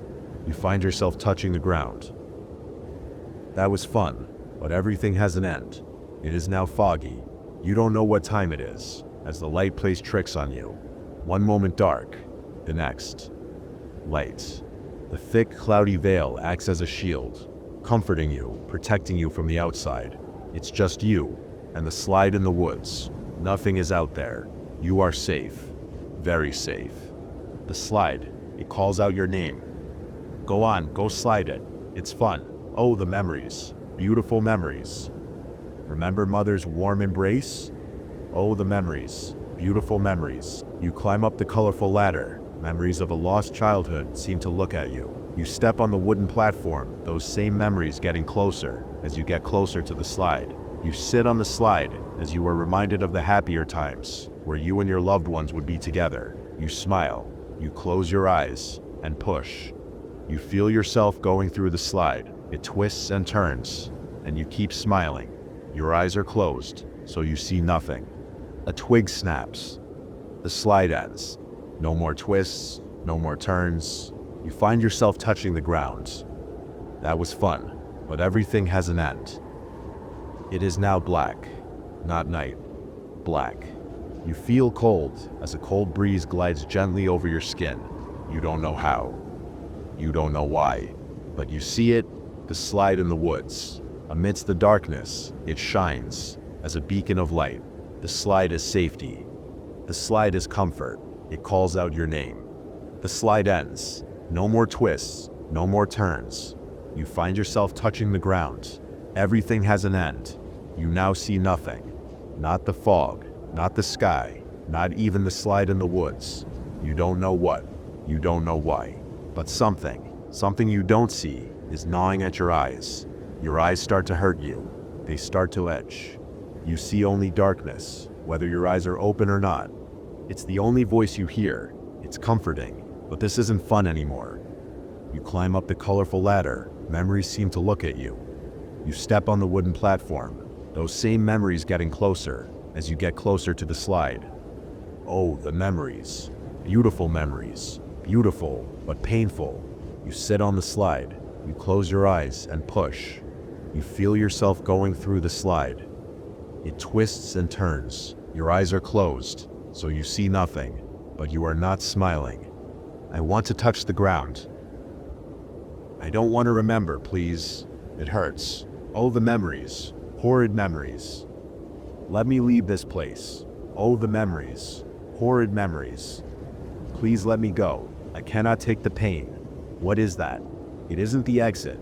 It is a body of light. It has no eyes, no nose, no mouth. But why is it here? You don't know how. You don't know why. But you stop there on the slide, staring at the beautiful light in the dark. You don't want to close them. Please don't close your eyes. It hurts, doesn't it? You could always rip them out, but then how could you enjoy it? The slide in the woods.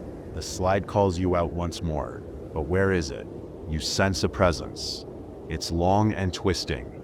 The slide in the woods. You now know where it is. Sliding is the only thing you can do. Do it. Oh, the memories. Painful memories. Painful non-your eyes.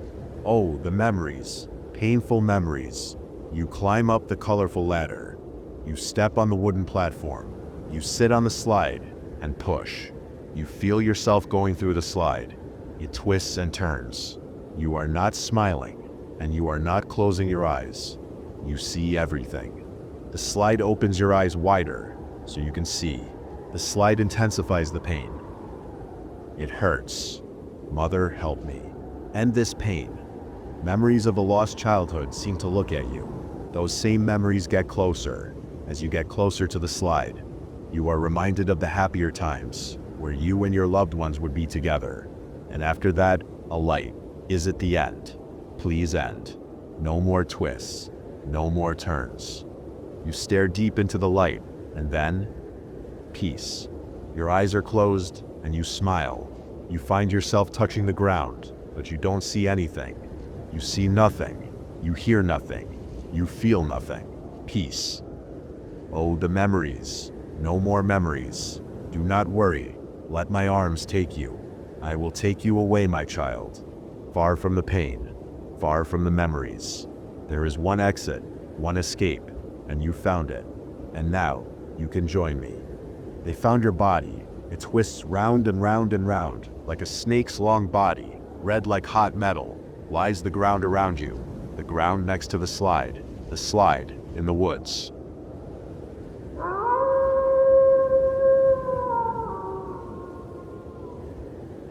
Most families in America can trace their roots back all the way to colonial times, when brave men and women made the pilgrimage, ready to plunder the virgin world awaiting them. My family held deeper roots than most. We can trace our lineage all the way back to the old country and beyond.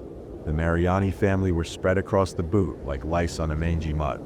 We came from all manner of background and class, to the luxury living gods in the north, to the bitter peasant Marianis to the south. Our ancestors would bicker and clash over every little thing. Century-old grudges still persist to this day. But the one thing to unite our clan, truly united, was when an outsider offended us. The Mariani temper became legend, and legend turned to unspoken horror as we grew bold in our retribution. There is all manner of tales I could spin. In the 1800s, for example, Nico Mariani was tending to his vineyard when the town drunk came upon him. He was sullied and vulgar, smelling like weak old manure dipped in vinegar. So the story goes, Nico was appalled at just the sight of the oaf and demanded he get away from his vineyard. The drunk laughed in his face, pushed him aside and pulled out his syphilis-infused prick and began relieving himself all over Nico's prized grapes. The infuriated Nico lunged at the man, coming down on him with blows and curses upon his whole bloodline. The drunk ran away laughing, urine still pouring down his leg. Nico tidied himself up and simply went back to his home. He wrote a letter to the current patriarch of the clan, telling him of his grievance and wrote down the drunkard's name at the bottom of the letter. With a sly smile, he sent that letter off, and within a week the drunkard was found. He was entangled in the bushes, thorny roses slitting his dry skin, his eyes bloodshot and full of fear. He reeked of death and piss, and according to legend, his cock was found stuffed halfway down his throat. Thus became the fate of any man who befouled our family. As word spread, others would keep their distance. Some members of our clan would even be chased out of their villages. Those same towns soon met with unusual fates, storms sweeping through in the night, plague coming down and wiping them all out. Those of the Mariani clan would claim that God was on their side. We were simply the chosen family of the nation. These boastful morons were just that. They all knew the truth to their petty revenge. To my knowledge, no one knows for sure how it started. Maybe it was one drunken brawl too many, and measures had to be taken to ensure it would always go in our favor. All I knew is the ledger was held by one member of the clan, the patriarch, and passed down eventually. I had glimpsed it only once. It is a brown, leather-bound tome that reeks of age. It's rather unassuming. One might mistake it for a tattered old journal instead of collection of victims.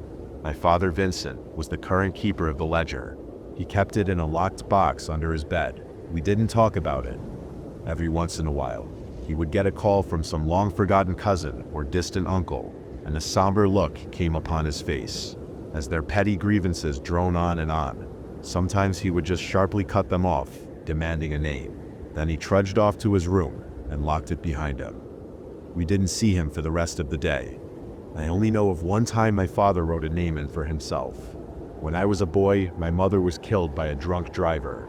She was jogging in the late afternoon, and a plastered trucker swayed too far to the left and pinned her to a tree. My mother lay splattered on the hood of the gnarled truck as the driver, a man named Arnold, limped away begging for help. He was arrested, of course, but evidently there was some mistake the police made, something about the chain of custody being tainted, and the case was thrown out. Imagine that, murdering a woman and not even batting an eye after the fact. He never once looked ashamed of his actions. He looked more annoyed than anything, like my mother had just gotten in his merry way. My father was beside himself with grief. Of course, I could hear him wailing long into the night as he hid himself away. The various cousins had flocked to our house like gulls, offering sorrow in one hand and a hefty plate of pasta in the other. I didn't think they were callous. It was just their way. My Uncle Tony had clamped a gorilla hand on me and pulled me in, muttering it was going all be okay. His breath had a lingering smell of sambuca and cigar smoke. We were sitting in the living room, our clan chattering amongst themselves, leaving my father to his torment alone. They grieved for her, my mother. I know they did, yet they treated her wake as one big family reunion. In the corner I heard some of my Tanner cousins slurring at each other in the tongue of the motherland. In the kitchen I heard the crazed yet harmonic voice of my Uncle Corrado in the kitchen, serenading his wide-eyed nieces and nephews. Uncle Tony could see the miserable look upon my face and gave me a loving smack in the head. Hey, don't look so miserable, my boy.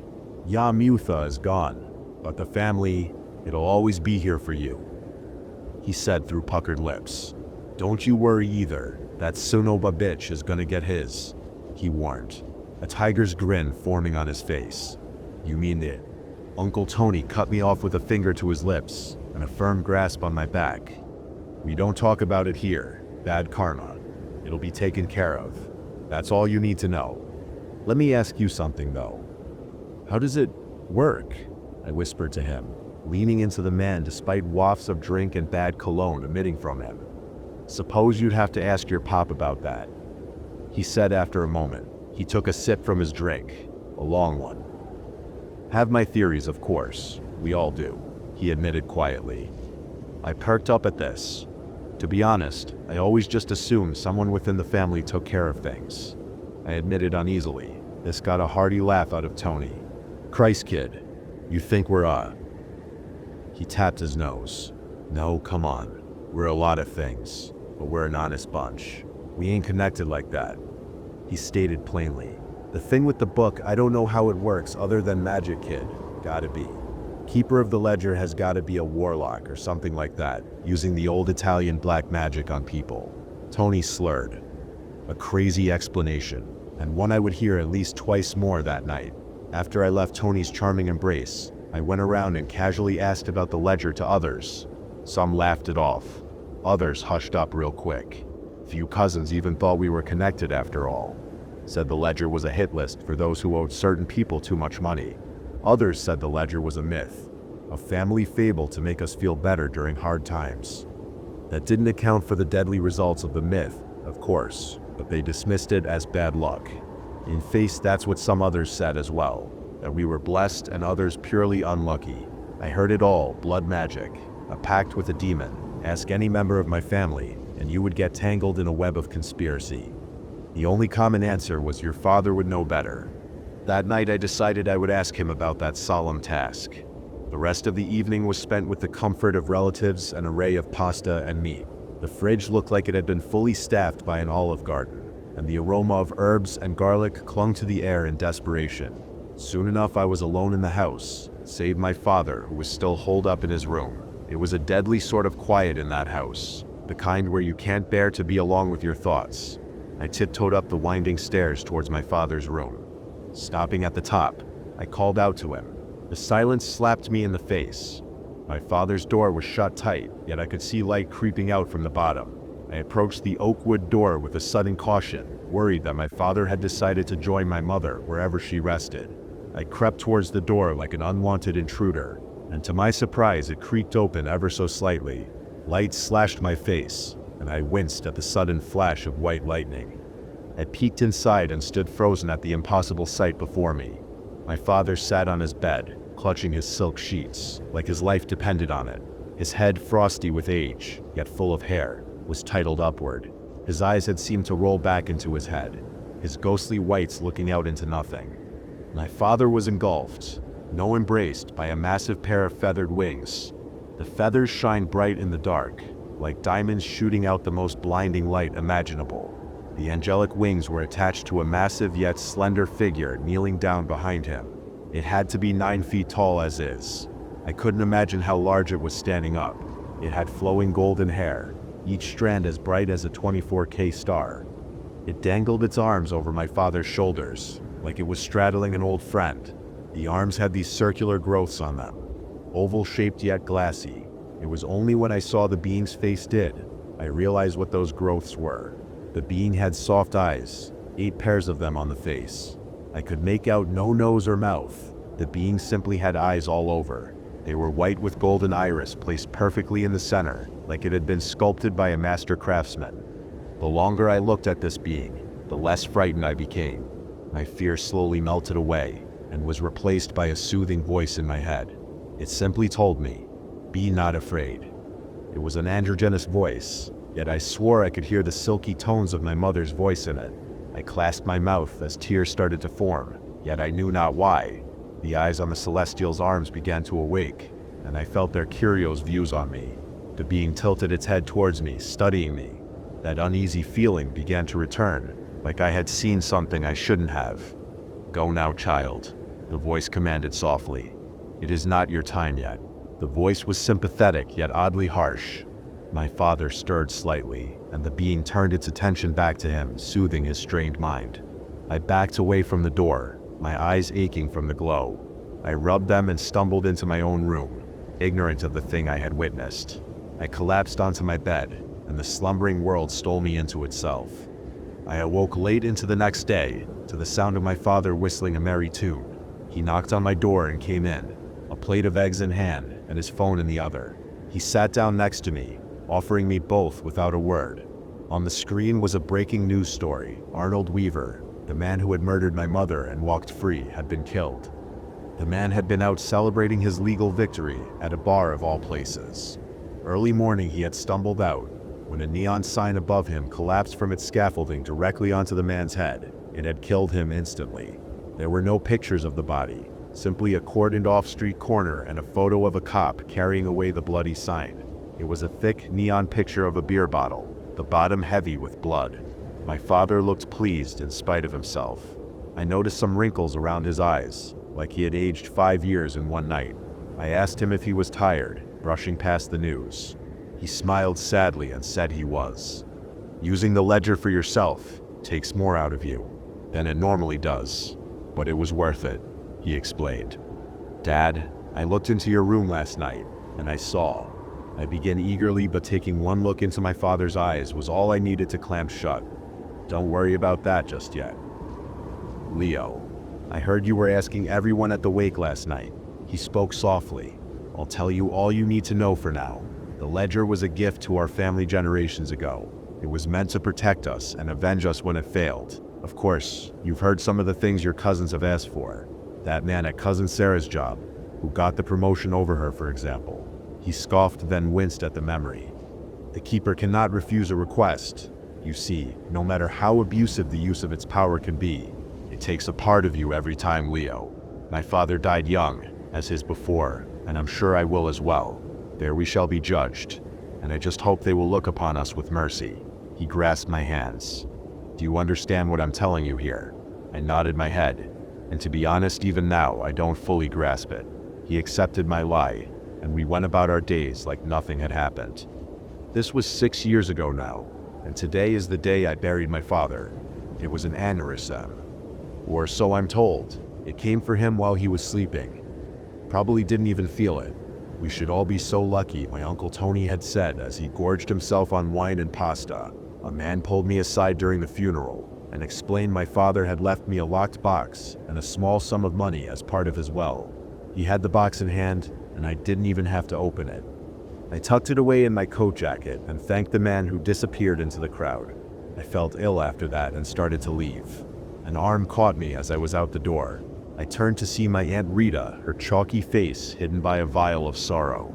She followed me to my car, saying how sorry she was. Vincent had passed, and how it was the cherry on top of her week. There was new neighbor at her condo, you see. She was young and taken to partying late into the night. Sometimes it would be 10, even 11 p.m. before the music finally died down. She said she wished Sarah Larson had never moved next door to her. She gave me a cold look as she said that, and a peck on the cheek as she said her goodbyes.